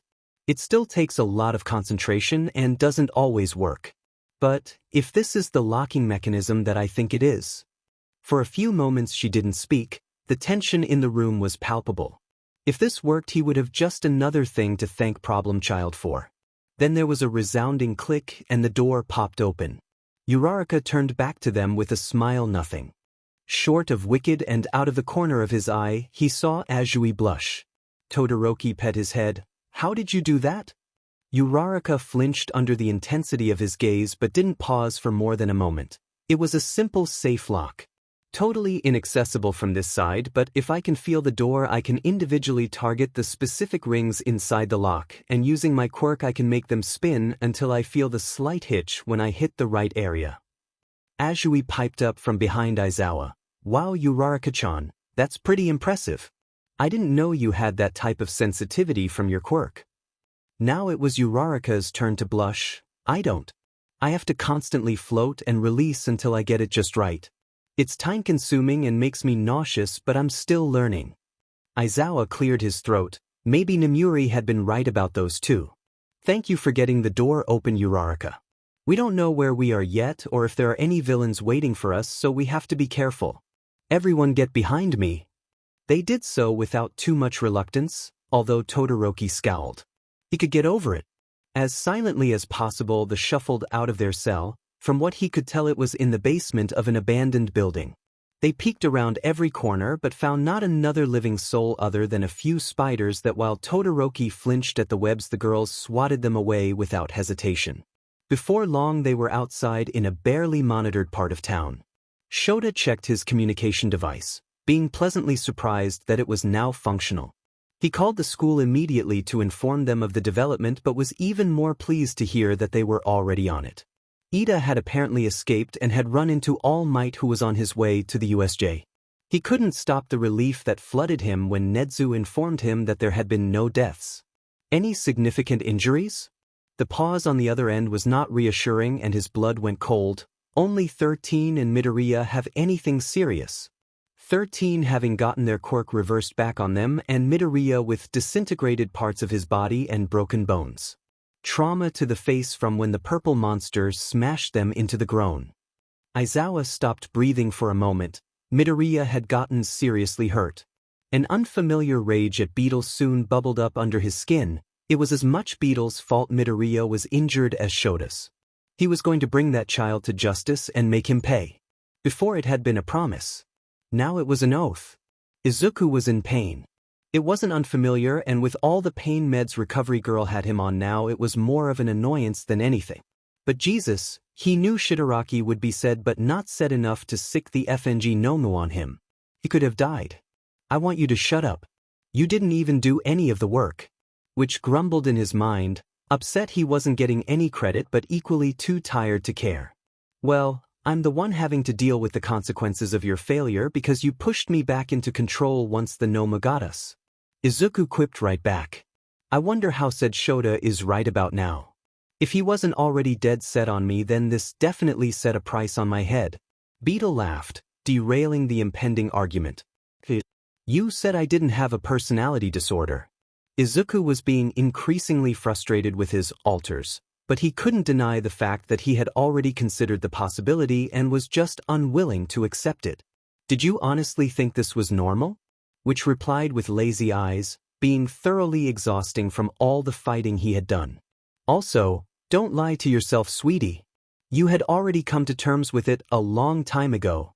Beetle batted innocent eyelashes. God, Izuku hated it when they were right. "Does that mean I can just spontaneously create new alters?" Which said at the same time Beetle said, "Yep." He could feel the staring contest they were holding. "No, that isn't how it works." Which apparently won the dominance battle. "Do I have other alters or is it just you two?" Izuku asked, not expecting any answer other than no. Instead, he was met with silence. "Do I have alters other than you two?" Now Izuku was brimming with something between excitement and apprehension. "Maybe?" Beetle replied after a few seconds of silence. "Who are they? I want to meet them." Which was the first to shut it down. "No. I refuse to be the only somewhat sane person here. Plus, you may not like who this one resembles." Now Izuku was definitely curious. "I want to meet them. I deserve to know who they are." "Which we have too. I happen to not entirely hate them. They aren't exactly like him. He's gotten better." Beetle pleaded. which said nothing for another few minutes before issuing a small fine. Beetle clapped his hands and suddenly Izuku felt another presence in his brain. He was now slightly nervous and cautiously peered not his mind to locate the new altar. The first thing he noticed was shockingly neon pink hair parted to the side. What was with them all collectively deciding not to have normal hair colors? Then again his hair was green. The second thing he noticed was the bloodlust shining in eyes bluer than a mountain lake. Crystal clear, they did nothing to hide the sheer rage hiding behind the irises. Izuku subconsciously flinched. He had only ever seen rage like that in the eyes of Kaken right before he was beaten to a pulp. Now he could see what Witch was talking about. The new addition was giving off a distinctive Kaken-like vibe. However, instead of it being directed at Izuku, Witch, or Beetle, it seemed its recipient was Kaken specifically. While the others all held some sort of bitterness, they had never even come close to the righteous fury contained within the tiny new altar. His smile was sharp enough to cut, and it reeked of vengeance. For some reason, there was an all-might baseball bat hanging off his shoulder and crimson-stained lips smacking as he chewed pink bubblegum that Izuku begrudgingly approved of. Eyeliner sharp enough to skin a man accented those terrifyingly saturated blue eyes in a look that really matched the altar's aesthetic. His aesthetic was made obvious by the ripped flannel around his waist, the distressed jeans, and the wrinkled white shirt with stains that looked suspiciously like blood. And of course the black Vans. While Witch looked like he was straight from a video game, Beetle dressing like an actual normal person, and Izuku's style of straight from the trash, the new zombie apocalypse thing fit in surprisingly well. Finally. Took you long enough, Beetle dear, the new altar purred. Witch sighed, resigning himself to being a babysitter of 3 instead of 2. While the new altar and Beetle gossiped and laughed, Witch took the initiative to formally introduce Izuku. This is Cypress. He sighed with the power of 100 Aizawas. Witch darling. Thanks for letting me finally join you. Cypress broke off his conversation with Beetle and skipped over to the increasingly tired Vigilante, twirling the bat. Now Izuku was getting some mixed signals. While Cypress looked badass and radiated enough pure rage to make even Kaken shiver, his way of talking and mannerisms were throwing Izuku for a loop. Then Izuku accepted it because honestly, that was the least strange part of this entire exchange. Hey Izuku. I'm Cypress. You got pretty effed up back there. Cypress laughed and raised a hot pink eyebrow. I would tell you I'd help you F them up, but they already got blasted out of the arena. Izuku chuckled, and Witch looked like he was going to jump off a bridge. He wasn't kidding when he said he was now the only sane one out of the 4 of them. Izuku almost felt sorry for the Vigilante. Then he remembered that he had forced Izuku to deal with the Nomu, and that pity was quickly squashed. Anyway, I'm sure we'll get a chance to know each other, but right now you got a Dadzawa to deal with, hun. Beetle started screeching at Dadzawa, and sure enough, a very said Shota Aizawa shuffled into the infirmary. It was kinda hard to see him through the bandages covering his entire beautiful freckled face. His broken arms and partially disintegrated torso were also bandaged to the point where he couldn't move, so there was that. Fun times all around. Katsuki lived a life consisting entirely of rage and regret. The speeds of ire were as familiar to him as his quirk. Anger was like paprika, barely even noticeable amid the other tastes of life. Seething fury more of cayenne powder, embracive heat that left your mouth dry and a chapped smile on your lips. But when he saw Deku, useless anger rushed the villains, an indescribable rage so intense and passionate, he had nearly choked when it had overtaken his mind. His vision was always tinted red, but here he couldn't see anything past the wave of crimson. Everything was moving too fast. One moment that nerd was herding them towards the door, pretending to be so superior because he was Nezu's personal student. Katsuki had turned snarl at the pretentious Bigi who had at gall to boss them around. Then just like that he was gone, shooting down the stairs at a speed that Katsuki had thought impossible without assistance from a quirk. And Katsuki had literally exploded. Was this what it felt like to watch your world shatter? Because for once every ounce of Katsuki's anger was directed to someone he never thought it would touch, Katsuki himself. For years he bullied Izuku relentlessly. taunted and tormented him for his lack of a quirk. Broken both his body and his spirit, reveled in it. Tore into his self-esteem like it was a meal to enjoy. His own personal punching bag for when he needed a confidence boost. Had manipulated and effed with his head just for sheets and giggles. Since he was 4, it had been his unequivocal goal to make Izuku Midoriya's life hell on earth. The worst part was that he had succeeded. He had single-handedly pushed Deku over the edge. Literally.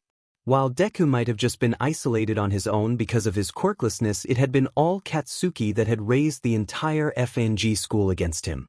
Even gotten the teachers on his side too. Had arranged the festering hatred against the boy, his only crime being his genetics. Katsuki would never forget getting the call. The old hag had been yelling at him to do his homework when the phone rang. Mitsuki had answered it only to find a sobbing Inko, babbling about how a roof and a hospital and suicide. Mitsuki suicide. For once the Bakuga household was silent. But words had echoed all too clearly through Katsuki's mind, go jump of the roof then beach. Maybe you'll get a quirk in your next life. He had finally made Izuku snap, and it was only thanks to whatever merciful gods he hadn't actually died. Thank God it never got out it was Katsuki's fault. Thank God Deku had transformed himself out of the meek boy who had accepted all of Katsuki's abuse and still revered him. And right then that boy who had once been Deku charged into the heart of the villains. Not pausing his dance of destruction as he pirouetted and traded blows with villains much older than him with much more firepower. He pushed through them all. Not stopping for breath or reprieve, plowing down evil with more ease and grace than Aizawa. Unhearing or uncaring to Aizawa's pleas for him to return to the group and 13 and some of the other extras' shouts for him to come back. And in that moment Katsuki realized something through his haze of fury. Deku had never been useless. Katsuki had. The invasion had turned out with the best possible outcome honestly. With only injuries to one staff member and an unofficial student that the media was unaware of, they couldn't leech off this story and threaten the school. If they were lucky, they might be able to keep this from being blown out of proportion by the impending media circus.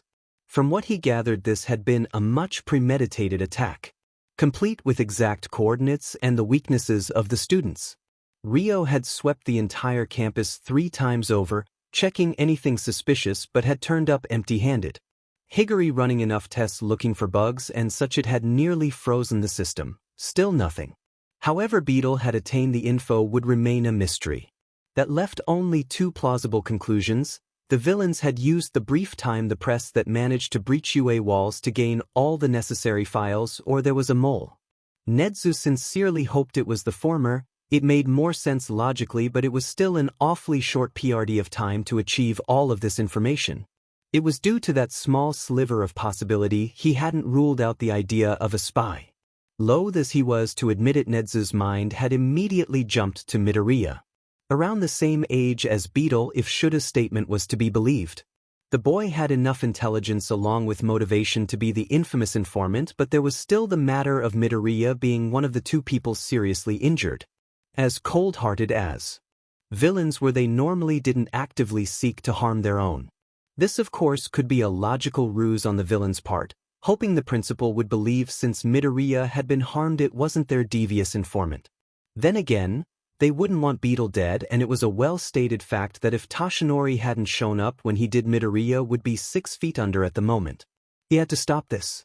He would only drive himself mad. Throwing reverse psychology back and forth would get him nowhere.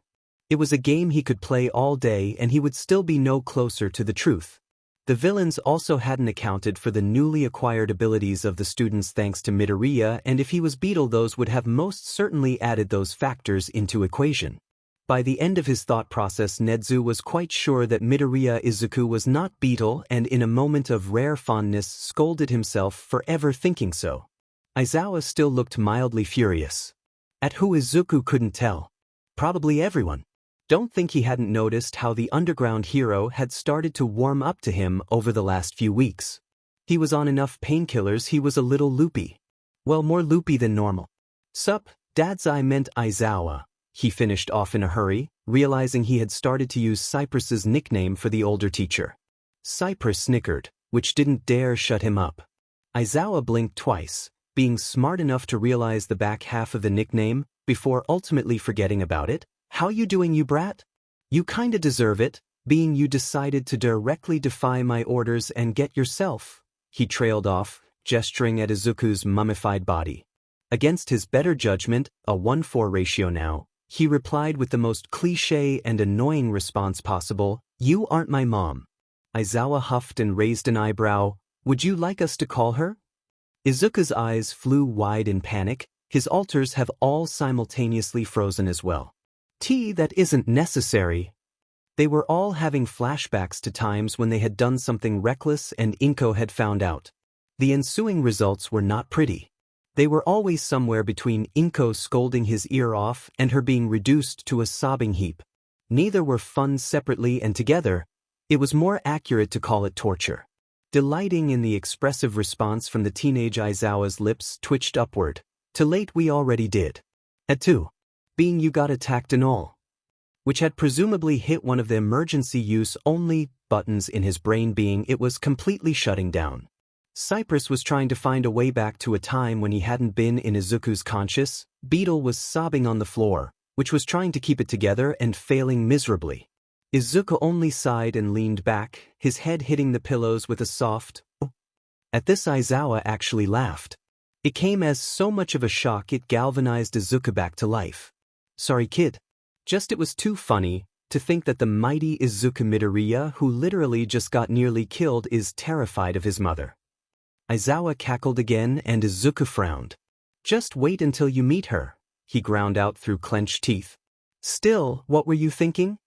Aizawa snarled, apparently remembering that he wasn't here to tease Izuku about his mom. Izuku needed to make up a lie, and quick. He couldn't very well say, "Oh, you see, I am also the villain Beetle and therefore knew that you Todoroki, Azui, and Uraraka would be taken from the fight and I wanted them to stand somewhat of a chance. Also, I wanted to see the look on Tamura's face when I told him that I was Beetle." Izuku rubbed the back of his neck with bandaged hands. I knew I could help you and you wouldn't be able to keep off that many villains. You're better at one-on-one fights, not large groups." Aizawa narrowed his eyes. "You can't be a hero if you only have on trick.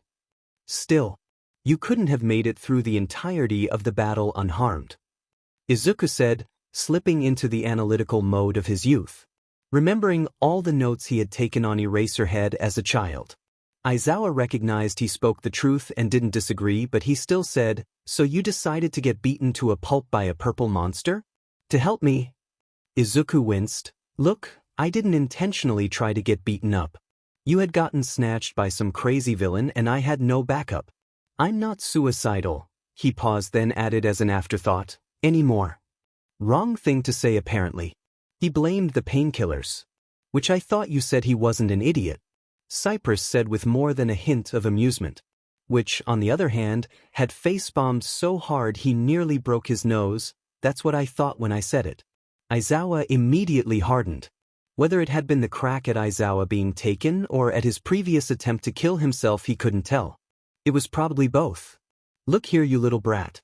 I will never forgive myself for not being there. Ever. I failed you along with the rest of our students. It is my job to keep you safe and I failed it. Miserably. As for you being suicidal, I really hope you have gotten that point in your life, but know that if you ever feel that way again you can talk to me."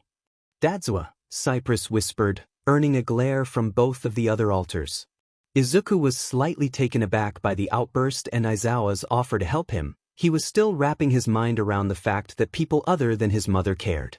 It was painfully obvious how much he cared for them all. As much as he tried to hide it behind his bitterness and salt, he truly had a caring heart. There was really only one thing to do in this situation. Izuku had his eyes filling with crocodile tears. He hadn't cried for real in over 7 months. "You truly are a Dadzawa. I'll have to tell the group chat." Aizawa blinked. He tried to hide the slight flush in his cheeks at Dadzawa, apparently unimpressed by his show. "Group chat? Between me and the fellas?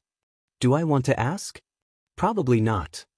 Izuku winked, then realized that Aizawa couldn't see it through the bandages smothering his sass. "Ignoring my group chat of cryptic horrors, I kinds want to know what happened after I passed out from head trauma.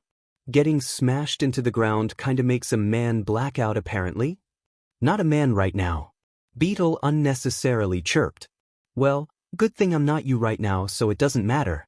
Izuku shot back, tone dripping with malice. Beetle continued as if she heard nothing, more she-her. They received no response. But Izuku made mental note, being a decent person and all that jazz. And you think I know? I was trapped by an arsonist. Aizawa replied lazily. Holy F-. He has a sense of humor. Cypress remarked, mirroring Izuku's thoughts exactly. Please, I've been here for a day. Nezu's already filled you in.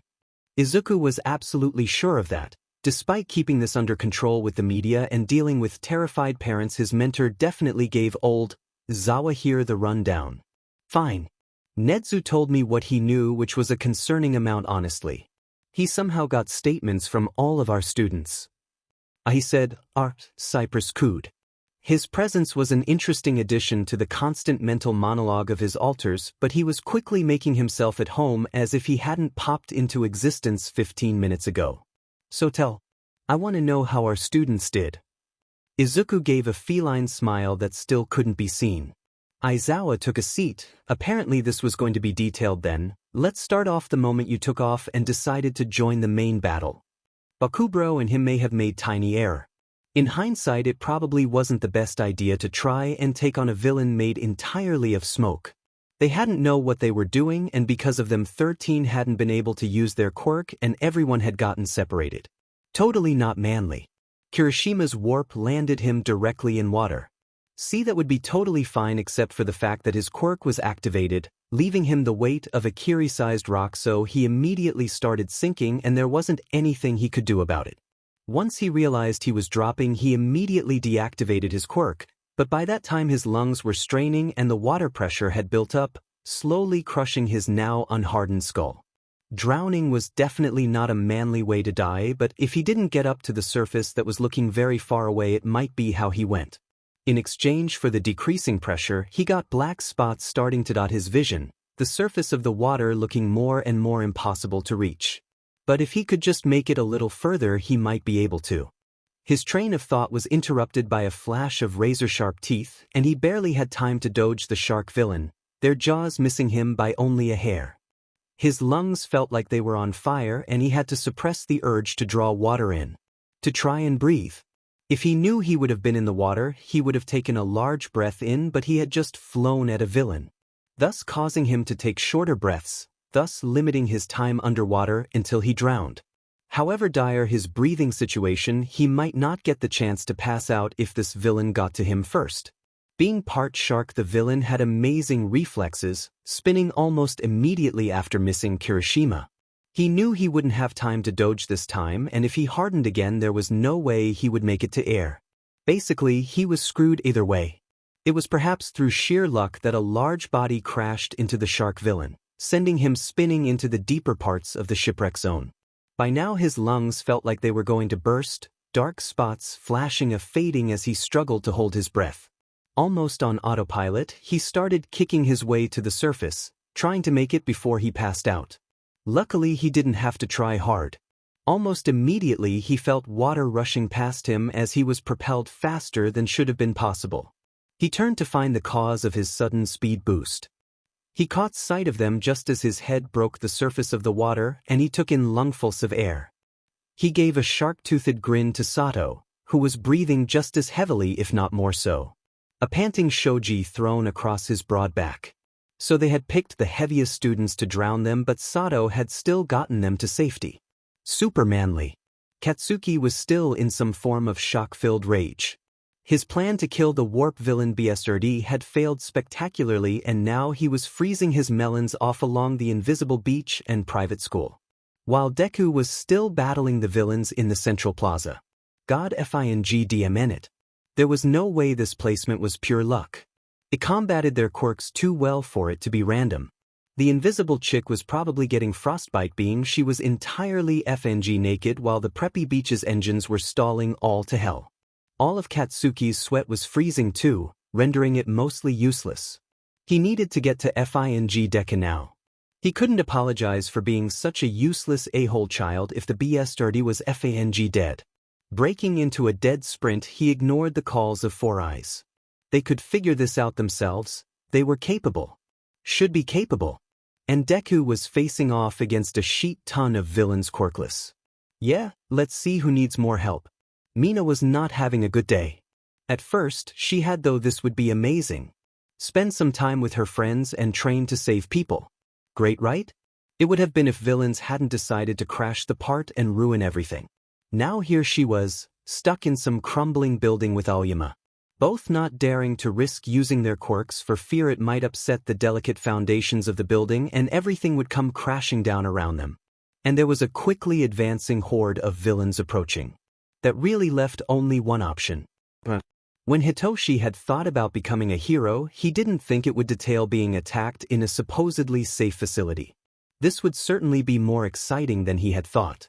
Hell, it might have even been fun if it weren't for the fact that he was alone in screaming winds and harsh rain that carried all noise away, therefore rendering his quirk useless. If the villains couldn't hear his questions and he couldn't hear if they responded, he was basically screwed. There was something to work on in the future. Zero didn't particularly like fire. Never had, much too easy to catch his tape on fire. After all, it was flammable as fabric. But after this, he would hate it. The heat was sweltering, radiating waves in every direction. Aimed some of his tape in the wrong direction and well, whoosh. It was extremely debilitating and limited his movements quite a bit. Koda, Tokoyami, and him were back to back, trying desperately to think of a plan to fend off the villains coming from every direction. Koda's quirk was basically useless with no animals in sight and the light from the fires made dark. Shadow so weak he was more like a normal shadow than a sentient one. Nothing was coming to mind, but if they didn't figure this out they would be so screwed. Kaminari wasn't an idiot, despite what his test scores might say. He was smart enough to know that things were going downhill. Literally. The ground was sloped, buildings partially submerged in the dirt. Villains prepared to battle him and Jair. He could take them all out, but he could up accidentally hitting his classmate. She had no way of escaping the blast, and he had no way of sparing her from his electricity. While he wasn't an idiot, he wasn't the best tactician either. No offense to Jairu, but they had left all the master plan makers somewhere else, and they had no means of knocking out these many villains without the full extent of Kaminari's quirk. But if the villains got any closer, they might just have to risk it. Ojiro was stranded, alone in the mountain zone, backed into a corner with villains forming a tight semicircle around him. His only two options were to try and launch himself over them or over the hills at his back. Neither was the best, but he needed to do something. Momo was angry at the warp villain in front of her who had warped her friends away and Mineta who would not stop ogling her. He needed to get some professionalism. They were facing off against a villain and all he could do was stare at her Bearthus when she created a staff. 13 was in front of them, finger poised to create a black hole to SCK up the villain. Momo hoped it would work, but she was still on edge.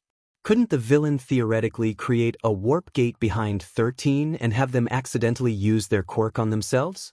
And then Kurojairi used his quirk on 13 and they got turned partially into dust. Luckily, All Might showed up a little while later. He was already on his way and got there just in time to save everyone. Aizawa finished, obviously bored at having to tell the story by his oversimplifications. Wow.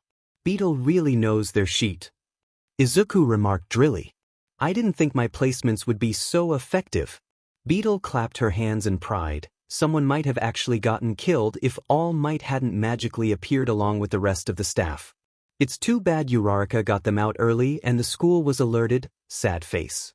Which glared at the villainous altar. You don't actually want them dead. You like them just as much as Izuku does. Beetle sighed dreamily. Todoroki's hot. Cypress and Witch exchanged a look. You two wouldn't know if SXL attraction if it hit you with a stick, Beetle pouted. Izuku, back me up here. Shoshan's is really pretty. Speaking of Todoroki, he really needed to get a hustle on ruining Endeavor's life like he had ruined Rei's. Well, it's great that no one got super hurt. Class right? Izuku said, flinging off his blankets and swinging out of bed. Aizawa looked slightly alarmed and shook his head. You are not going to class. Nope, Izuku said, popping the pea. Don't tell me that you wouldn't go to class if it was you in my place. Aizawa didn't deny it. Besides, recovery girl patched me up. I really don't need all of these bandages. Izuku shrugged, ignoring the pain that ran down his still healing arms at the simple action. Aizawa grumbled, fine. But your mother in on her way and you aren't leaving this room until she's gone. Izuku froze. He had totally forgotten about that. An hour later Izuku was making his way down the hall to Class 1A. The meeting with Inko had been less than pleasant, her crying and scolding making him feel guilty in a way he didn't think were possible. Even Beetle, someone who had actually murdered people, felt cowed by the end of the exchange. Yikes, let's repress those memories, shall we? Besides, he had the opportunity for a dramatic entrance and he didn't want to be bogged down by his mother's tears of relief. Before long he was standing at the comically oversized door to the classroom. He could hear activity on the other side and knew that Aizawa was teaching a lesson. Perfect time for some strategic interruption. He kicked open the door, ow, before striding into the classroom. The students were staring open-mouthed, obviously not expecting him to be back so soon. Aizawa only looked slightly irritated at being cut off. His bandages were trailing behind him like some weird wedding train and both Cypress and Beetle were cackling. Which was as resigned as normal. Butting Aizawa out of his spot at the front of the room, the underground hero realized this would take a while and settled into his sleeping bag, opting to take a nap on the floor. I just want to say how proud I am that you all survived. Izuku smiled at the class, although they couldn't see it through the FING bandages. The expressions of the students ranged from Uraraka's slightly disapproving shock to Kaken's relief. He ignored Cypress' growl when his eyes locked with Kaken's red irises. The pure rage rippling off the pink-haired altar was almost debilitating, but he pushed through the dizzying potency of emotion. As a reward you get. Drum roll please. No one drum rolled to Beetle's dismay. More training. The room collectively groaned and Izuku could feel the satisfaction rippling off Aizawa. Great job not dying. I truly applaud you on that. Izuku patted his aviator jacket, looking for his cigarettes. He was having some serious nicotine withdrawals. He mentally swore when which reminded him he couldn't smoke in the classroom, but Kaken here was the only one who actually managed to escape the villains and help me. He was nearly knocked to his knees by the viciousness radiating off Cypress at his borderline compliment. He deserves no praise. And this must be why Witch didn't want Cypress here. There was some serious resentment harbored in the Cypress heart. Mental note, don't let Cypress be in control around Kaken. Based on the rage coming from the altar, he felt it might end in bloodshed. So basically you guys need to get better on getting more creative with your quirks. I can think of probably a dozen ways you could have done just fine in the environment meant to directly combat your quirks as they are now. Some students blushed, embarrassed at apparently failing. That isn't something to be ashamed of. Jesus, we've been in school for like a month. You're doing great, kids. Izuku realized he was sounding an awful lot like Aizawa and was slightly mortified. But Deku-sensei, you are literally our age. In fact, 6 people here are older than you. Uraraka said with an angelic smile that masked her true evil. Izuku frowned. That frown only deepened when Shinso spoke up from the back of the class. Plus, everyone is taller than you. You're tiny. His alters hissed in unison. Izuku stomped towards Shinso's desk. Still mummified but obviously offended. Look here, you little beach. Just because you can reach the top of the fridge doesn't mean you are superior. Shinso smiled lazily. I could drop kick you across the training field. You're what? 5 feet. Oh, that was it. Kick his, but Cypress growled, shortly followed by Beetle's agreement and Witch's silent glower of approval. Me you right now. And just like that everything went fuzzy. Time moved like molasses and nothing seemed to make sense. Oh, that FANG BS dirty. Then he was back. Well, not back, which was in his place. Interesting. Apparently, Shinso could only brainwash them one at a time. He had yet to have a training session with the kids, so it was good information to have. Which gave up command, and just like that there was Izuku blinking at Shinso who looked all too smug. You are aware you used your quirk on a teacher. I could expel you. Much to his delight, Shinso's eyes widened and soft gasps sounded through the student body. Holy crap, Shinso brainwashed Midoriya-sensei, and he broke out of it? No one was more surprised than Shinso, obviously trying to figure out how Izuku had broken free and now slightly panicked at the prospect of expulsion. Izuku considered for a moment, letting Shinsu's mind run to all the worst possible places. Nah. I did challenge you first after all. Fair play. Tension visibly bled out of Shinsu's shoulders, and he averted his gaze. Izuku clapped his hands. Wonderful. Now I think Aizawa wants to get back to the lesson and I need to find new ways to train you. No one looked convinced he meant train. Everyone who had come back from a training session had ultimately passed out. Even Todoroki. Aizawa was pulling himself out of his sleeping bag and Izuku headed towards his desk in the back corner of the room. Pulling out his notebooks from the storage cabinet, he began to write something special for Shinso and Uraraka. Fing devils. Later, when class was being dismissed, he hurried to catch Todoroki. What are you doing on midnight Saturday? He asked, catching Todoroki unaware. Why? Izuku tried to give him a blinding smile through his bandages. I want to discuss Endeavor's impending doom. Todoroki blinked. Really, the man's emotions were locked up tighter than Fort Knox? Where do you want to meet? I'll just come to your house.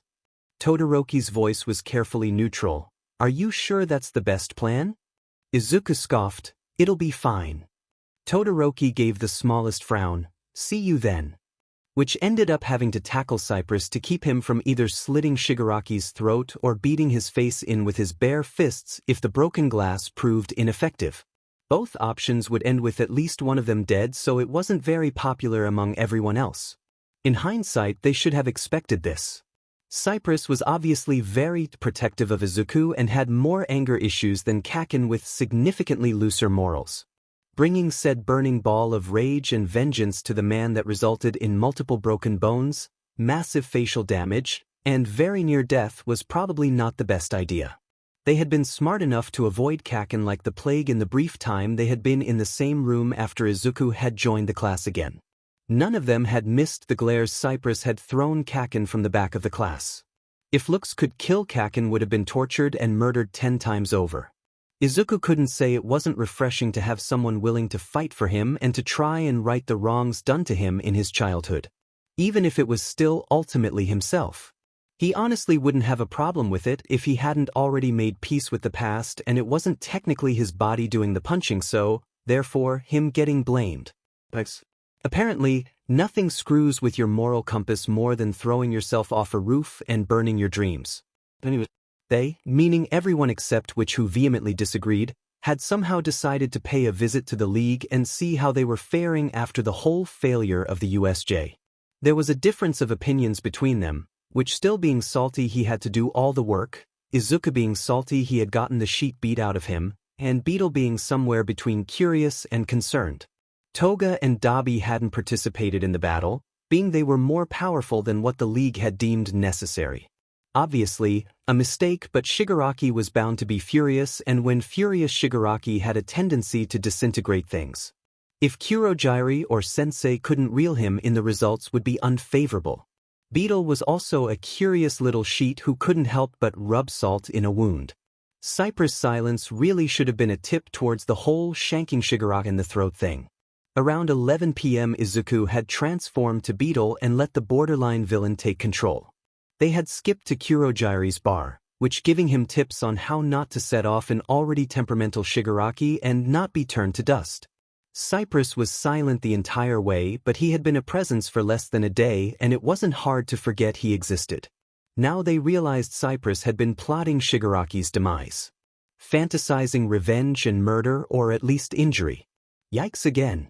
When they reached the bar, Shigaraki hadn't been in the main room, although you could tell he had been in the main room.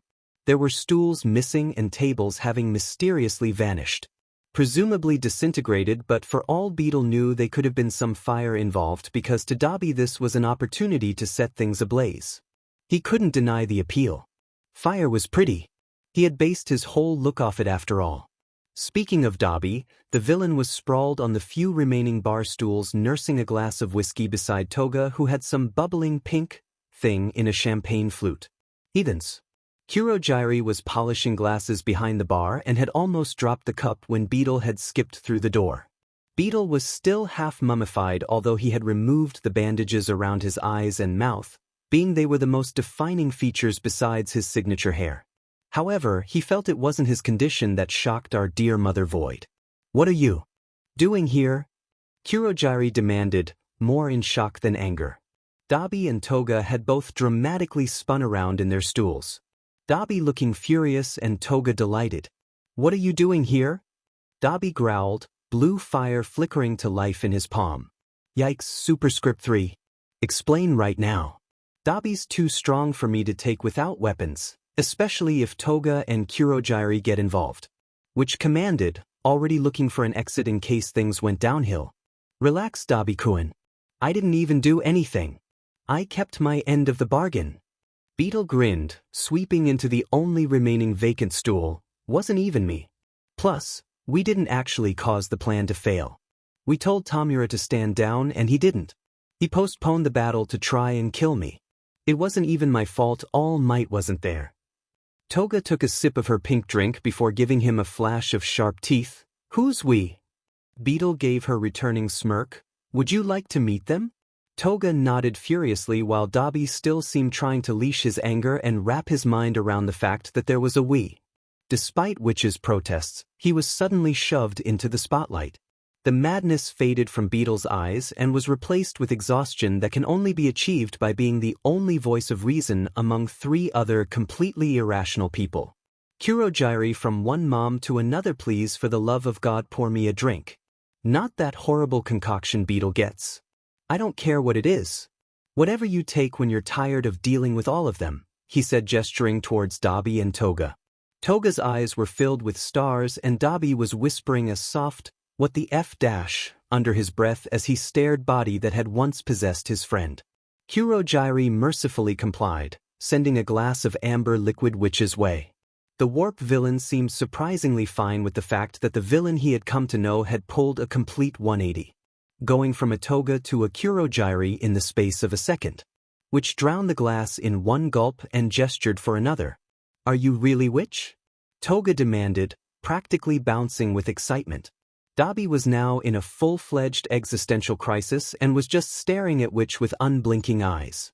"Unfortunately, I am also the only mildly sane one of the group, and despite my warning to not reveal our true identities, we did so majority rules, I guess." Witch sighed, rubbing his temples, trying to stave off an approaching headache. "I am also the one who will actually accurately answer your questions, so ask away." Toga's eyes lit up. "What are you? A quirk or something else?" Kurogiri returned with Witch's refill, which he graciously accepted. "Dissociative identity disorder. Nothing to do with quirks or otherwise. Mental defense mechanism. Officially I'm called an alter for Izuku Midoriya, whom you will probably meet shortly. We are an interesting case where we have entire control on when we switch. It's really hard to accurately explain, so just run with it." Dabi finally ripped himself from his shock and with a quizzical expression asked, "Wait, so you're all the same person?" "More or less. Entirely different people, but only one body to share with. Our sole purpose is to help Izuku. Perhaps in some unorthodox ways, but that is always our goal." "But you care for me?" Izuku cooed, causing Witch to noticeably frown. Seeing Toga pp her head and Dabi to narrow his eyes, he decided to explain, "We can talk to each other in our mind." "That is so cool!" Toga exclaimed, spinning the stool like a child. Witch directed his attention to Kurogiri. "It is literally having Beetle plus 2 others in your head 24/7. The warp villain visibly winced. "I pity you. Free feel to come by and get a free drink anytime." Which gave him a grateful smile and downed his glass. "Thank you. We aren't that bad." Beetle pouted. "Yes, you are now shut up while I try and fix your problems so we don't get incinerated." "Kurogiri!" An ear-splitting shout rattled the bottles of the bar as a more bedraggled than usual Shigaraki stormed into the bar. Whatever he wanted was quickly and obviously forgotten as he saw the fiery twin buns of Beetle. They both snapped at the same time. The outside observer, they could see the shift as Witch lost control and Cypress was in his place. Feel the pure rage rippling off the previously exhausted but calm alter. It was jarring and everyone except Shigaraki were too stunned to do anything as Cypress smashed the empty glass and grabbed a jagged shard, oblivious to how it cut into his own palm. Shigaraki was still enraged by the USJ failure, and when once again faced with its supposed saboteur, the still boiling anger was once again reignited and he charged Cypress with all intent to kill. The difference this time being that Cypress had all intentions of murder as well. Internally, Cypress was battling off Witch, who was trying to regain control. Beetle and Izuku were half-heartedly trying to contribute, but neither being physical fighters, they both knew they didn't stand much of a chance and would only get in the way. Cypress and Shigaraki were engaged in a deadly dance of broken glass and dangerous touches. Toga and Dabi were ultimately too amused to do anything, and Kurogyari couldn't find a good opening. Luckily, both Shigaraki and Cypress were holding their own, avoiding the other as to stop the catastrophic injury that would surely ensue if they got struck. Kurogyari was relentlessly trying to find a way to stop the brawl, but if he warped between them there was the risk of accidentally dismembering one or both if it was misplaced. Meanwhile, Witch was winning the mental clash, but Cypress was putting up a decent fight, using his bat to his advantage as both a defensive and offensive weapon. Cypress was too far gone to actively care if he caused permanent harm, but Witch had much more experience. A swing of the bat that Witch barely ducked, the Vigilante's legs moving to try and sweep Cypress to the floor. The pink-haired alter jumped just in time to avoid his legs being knocked out from under him. He, however, wasn't in time to avoid the fist to his face that left him with a bleeding nose. In retaliation, he moved to hit Witch in the head with enough force it would bash in his skull. Witch dodged the blow, opting to keep his head, but he didn't have time for it to avoid him completely, and it hit his shoulder with a sickening pop. On anyone else, a dislocated shoulder would be debilitating and they would be rolling on the floor in agony or at least gritting their teeth. But Witch fought villains for a living. And this was hardly the worst injury he had received. Far from it, in fact. The perks of knowing a villain who had a healing quirk and making them indebted to you. Insane pain tolerance was something all of the alters along with Izuku were all blessed with, due to their various occupations and, in Izuku's case, upbringing. So, Witch didn't even flinch when he knocked his shoulder back into place. Shigaraki continued trying to murder Cypress, trying and failing to wrap his hands around Cypress' throat and turn it to dust. Of course, Cypress wasn't all that keen on the idea and instead opted to run point blank into Shigaraki, causing them both to topple to the ground in a heap. It was honestly a miracle that Shigaraki didn't touch anything valuable, and even more of a miracle that Cypress was able to get his knees onto the back of the villain's hands, so they only succeeded in disintegrating the floorboards. By now Cypress was grinning with enough bloodlust in his eyes it even made Dabi gulp and Kurogyari actually start to panic. How would he be able to save Tamura without hurting Cypress?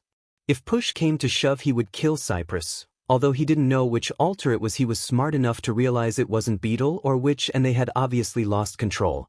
And as Cypress raised the shard of broken glass tinted pink with his blood where he clutched it too hard and moved to very gruesomely stab it into Shigaraki's exposed neck. Kurogyari readied to decapitate the out-of-control alter when a voice rang in over the speakers. Enough! None of the alters had ever met the elusive sensei, and Cypress was still new. But even he was aware of the man's power and quirks. Hearing the voice for the first time caused him to pause for a nanosecond. It was that nanosecond that let Witch finally tackle Cypress and retake control. Kurogyari visibly slumped with relief when he saw the same bone weariness he associated with Witch overtake the pure rage of the mystery alter. Witch stepped off Shigaraki, who shakily got to his feet, trembling with fury and glaring hard enough to kill. Kurogyari recognized that would not end well and forcefully warped Shigaraki out of the area. Sorry about that. New Avenger alter. Not too happy about being nearly killed earlier. Witch said, panting with exertion as he discarded the blood-stained glass and examined the wound on his hand. Shallow, bandaging would be fine. At some point, one of Beetle's buns had fallen out of the pins that held it together and there was a small waterfall of fiery hair. Witch absent-mindedly retied it as he focused on pinning a still raging Cypress down for good. Get a hold of yourself. Shigaraki's an ally. This is why I didn't want you to ever join us. Witch snarled at the Avenger alter who was being held down by Izuku and Beetle. Cypress hissed. Actually hissed. Like a cat. Beetle looked far too delighted to be healthy and Izuku just looked detached. Having deemed this as not really his problem.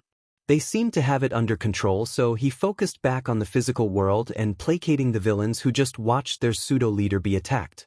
That was Cypress. He has opinions. We just got him today and we're not anticipating that show and we beg your forgiveness. He was more directing his voice to Sensei, who would probably be a lot more upset than Dabi and Toga. They were villains who thrived on chaos and didn't particularly care for Shigaraki. He doubted they really cared, but Sensei. Yikes, ×4.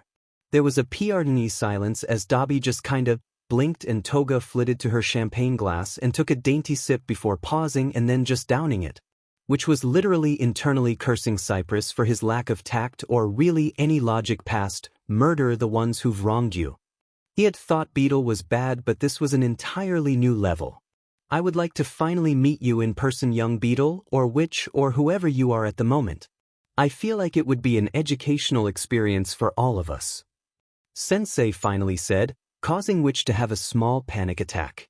Sensei could very well want to kill him, or maybe he just wanted to talk. It could be beneficial or benign for all he knew. Sensei's voice betrayed absolutely nothing of his intentions, and the range of possibilities was staggering to the point that it was horrifying. Kurogiri will be back momentarily and then he will take you to me so we can chat. That is if you would allow. There was hardly a choice. None at all, really.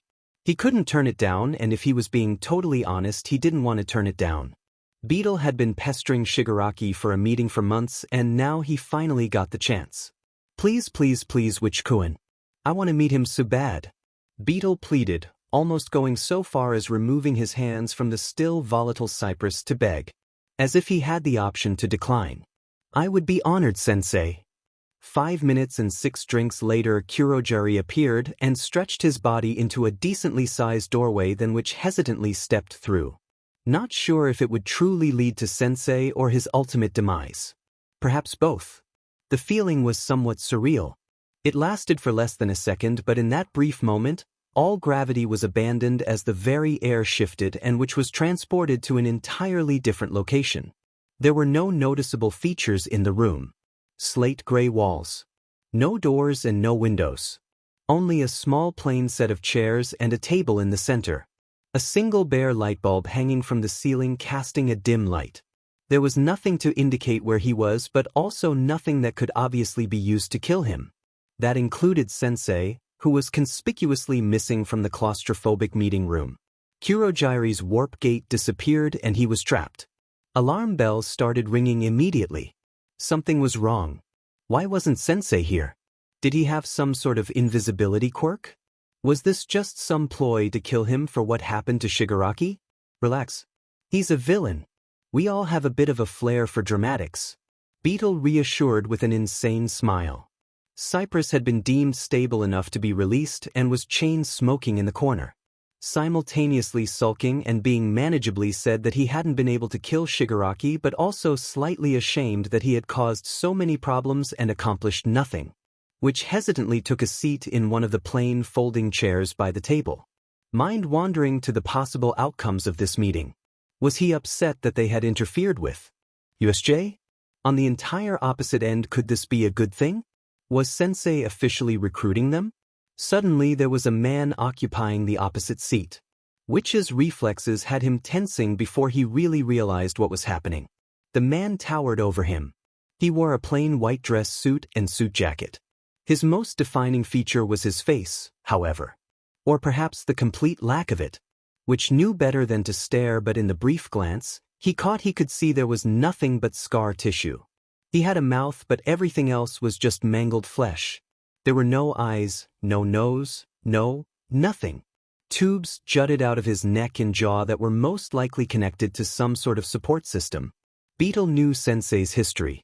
His leading of Japan in the shadows all those years ago and his extended lifespan. His fight with All Might that left him his current state and his extremely overpowered quirk along with his true name, All for One.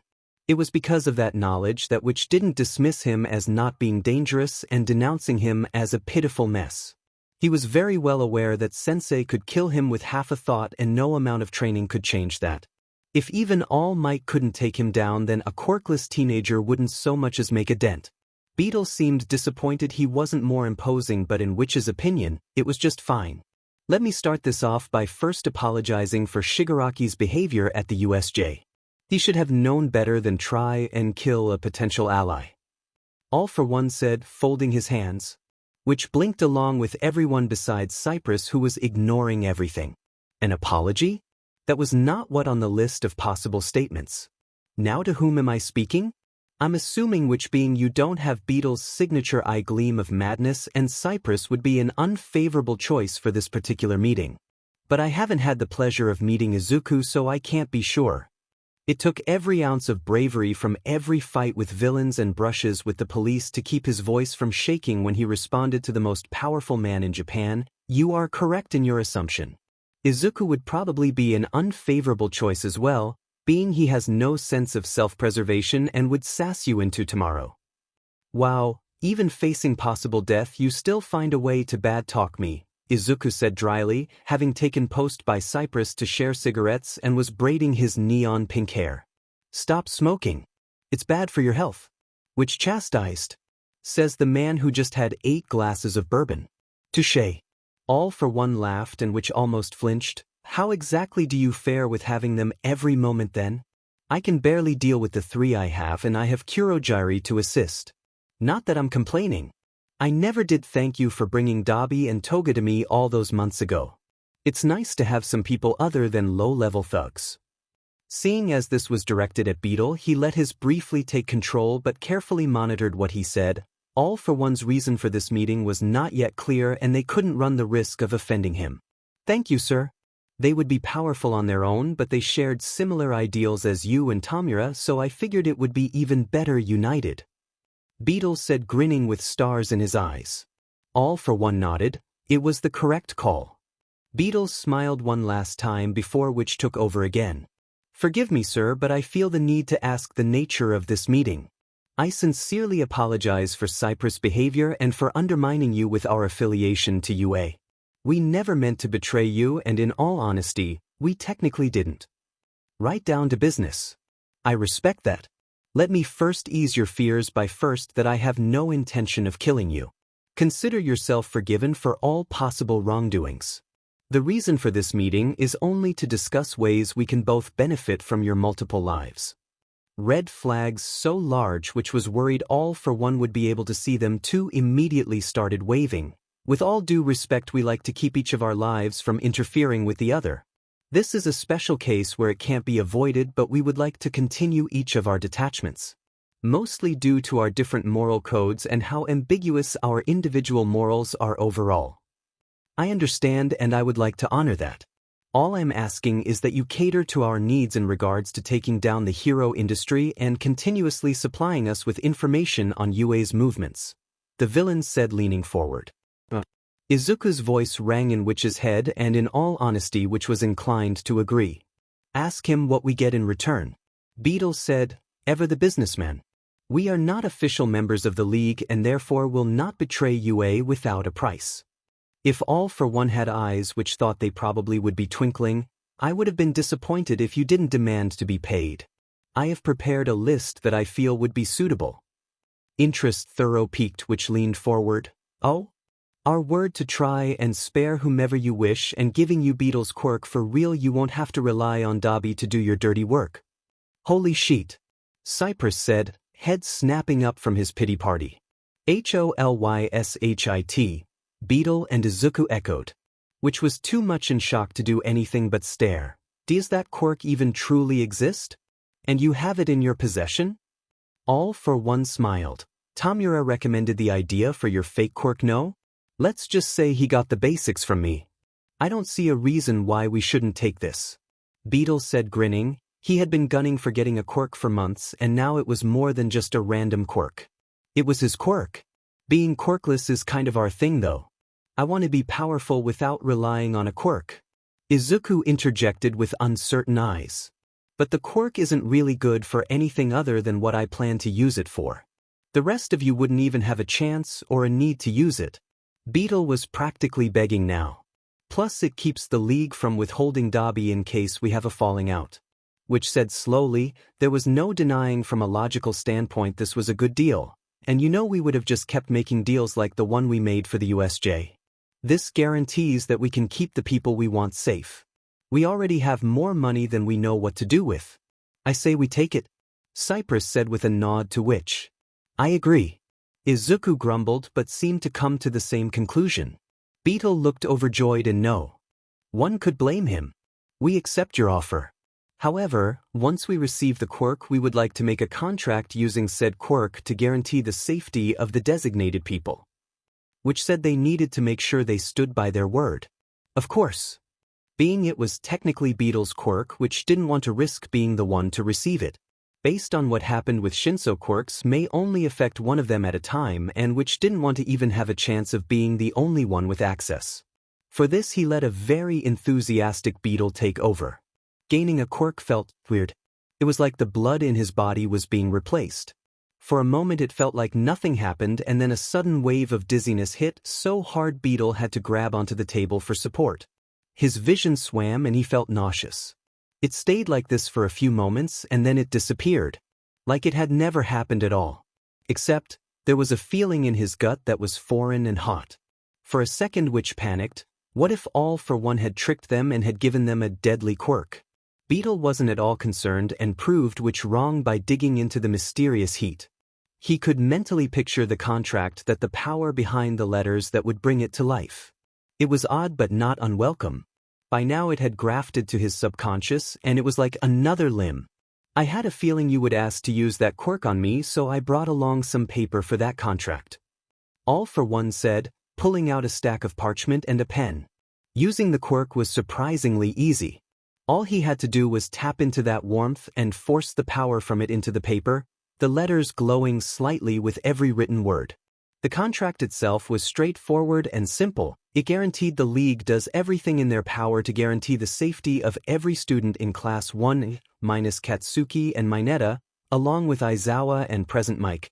Beetle had months of experience excluding loopholes from contracts much like this and specially wrote in space to add names if needed. He also outlined that fact that under no circumstances would All for One be able to take the quirk back unless asked. In return, Beetle would supply whatever information the League wanted on UA with no other cost. The penalty for both parties would be death if they failed to keep their end of the bargain. Fire was unreliable in this situation, being they couldn't be sure if he had a fire resistance quirk. All for One read it over once it was completed. He seemed to deem it good enough and signed his name with a flourish. Mentally Beetle felt the contract appear, telling him its status and terms. It was like a handcuff, tying him and Sensei together. Thank God. Lord, does that save me a lot of bookkeeping? Beetle said happily, although I will have to go and resign my other clients. It's been a pleasure doing business with you. I look forward to our future partnership. Kurogyri will take you back to the bar. All for One nodded, gesturing at the open warp gate behind Beetle. Bowing Beetle let a brilliant smile sneak onto his face as he melted into Kurogyri and retreated to the bar. Well, that went much better than expected, Beetle said, skipping down the street. They had spent another 4 hours fully explaining everything to Dabi, Toga, Kurogyri, and a still furious Shigaraki. Cypress had apparently somewhat gotten over it. Still said but not actively trying to kill the villains, so a step in the right direction. Which had made him formally apologize, and he did, but only after he left Shigaraki cradling his nose and Cypress looking far too smug but ultimately satisfied. Which had placed him in timeout after that, but being Kurogyri persuaded Shigaraki not to disintegrate his face, and Dabi and Toga just looked overall overjoyed at Tamura's plight, which had begrudgingly let them meet the altar. Turns out Cypress and Dabi were practically brothers and had clicked so completely it was almost scary. They had spent half an hour arguing if wrapping a bat in barbed wire was better than a metal bat that had been heated up. By the end for that conversation, which was actually considering in investing in a doomsday bunker, and Beetle casually interjecting ship comments with Toga.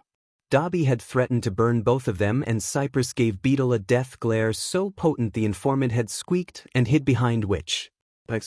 Surprisingly, Izuku and Shigaraki got on like a house on fire. Izuku geeking out with Tamura over the newest video game and fanboying over strategies. Izuku even got Shigaraki to play co-op with him, which Kurogyari had looked impressed by. Witch and Kurogyari probably hadn't been the best role models for their respective wards, opting to spend their time drinking far too much alcohol and complaining about how much their kids were pains in their butt, which shared some embarrassing stories about Izuku and Beetle that had Izuku's face a bright red and Beetle terrified of Witch's power. Cypress had been howling in laughter, secretly glad he had only been on the roster for a day, which should probably do something about their respective addictions. Izuku and Cypress apparently shared a love for cigarettes, although Cypress sometimes substituted nicotine with bubblegum, and which wasn't anything but self-aware, so he knew the alcohol thing was most likely an issue that should be addressed. Yikes, that's what 5 times now? Minus the near-death experience in the beginning. Izuku added to Beetle's previous statement, earning a hard glare from both Witch and Cypress. Not that I'm complaining. He raised his hands defensively. It's only that you didn't succeed. Succeed? Succeed in what? Killing Handyman? Cypress inquired, blowing a pink bubble that popped with a snap. I like Tamura. Killing me is what I meant. Everyone abruptly stopped walking and turned to stare at Izuku. Are you going to throw yourself off another building? If you are, we are obliged to forcefully take over and drag your butt to the nearest mental hospital. Which said with a hard edge in his voice that marked it as his mom voice. Apparently not drunk enough to not intervene with a suicide joke. Izuku had the audacity to look shocked. Jesus, no. Can't a guy make one joke about killing himself without being put on a watch list? Just look at our generation. We're all doing it. It would be fine if you A, hadn't actually tried to kill yourself, and B, if we hadn't literally been created to stop that from happening. Izuku grumbled but couldn't disagree. The next morning, Izuku awoke to his alarm-blasting Verka Serduchka from the 2007 Eurovision contest with a nasty hangover. He mentally cursed Witch for being irresponsible and drinking so much with Kurogyari. That's technically your guy's fault for driving me to become an alcoholic. Witch mumbled, voice still muffled by sleep. You're so much more brass when you're sleepy, Cypress whispered, more seductively than anyone, much less a demisexual, should ever know how to do, not a hair's breadth away from his ear. Witch woke up and backhanded him. Apparently, Cypress was still drunk. An hour later, a uselessly mummified Izuku rolled into UA, ready to initiate his new torturous training plans on his unknowing victims. Victims he had now saved from being actually tortured to death by the League in a very odd but worthwhile deal made with the most powerful man in Japan. It was safe to say last night's video game altered haze of memories were starting to come back together, and HOLYSHIT. Those were the only 2 words to describe what had happened. They were up a quirk and up in safety of his students. The only price was knowledge about UA that Beetle probably would have given anyway, with no way to guarantee that the League would keep their deal. Now he knew for certain that none of his students would intentionally be injured. He couldn't deny the fact that he had been a bit swamped with guilt at only saving 4 people in the USJ attack. He hadn't wanted to push his luck, but he still felt like a piece of shit for leaving Kirishima, a literal ball of sunshine who deserved the world in Izuku's humble opinion, and Shinso, sassy mofo that he admittedly had started to like, especially after yesterday's debacle, along with the rest of Class 1A to drown.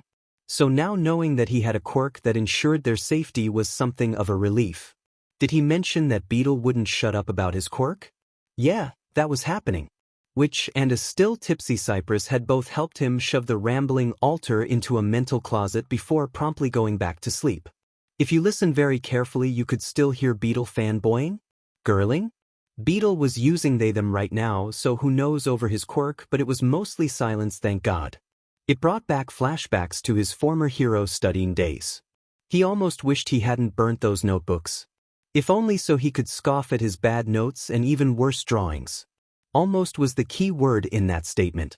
Anyway, he had just walked into class when Aizawa told him to immediately turn around and go to Nezu's office because the mammal wanted to talk to him.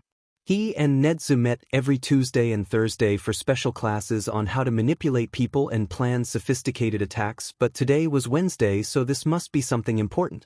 Of course, everything deemed important to Nezu ranged from a tea leaf in the bottom of his cup looking like the Jabberwocky to finding a villain hideout. didn't really give him many parameters. So there he was, sprawled on a chair in Nezu's office, teacup in hand and sunglasses slapped over his eyes indoors like an a-hole. I suppose you're wondering why I brought you here. Although if you didn't already have an idea, then I would be thoroughly disappointed. The rat chuckled, taking a sip of lukewarm leaf juice. Nezu wasn't wrong. Izuku had an idea. Multiple ideas, in fact. Some great like, I'm retiring so you take the school as my protege, to, I know you're Beetle and you're being arrested.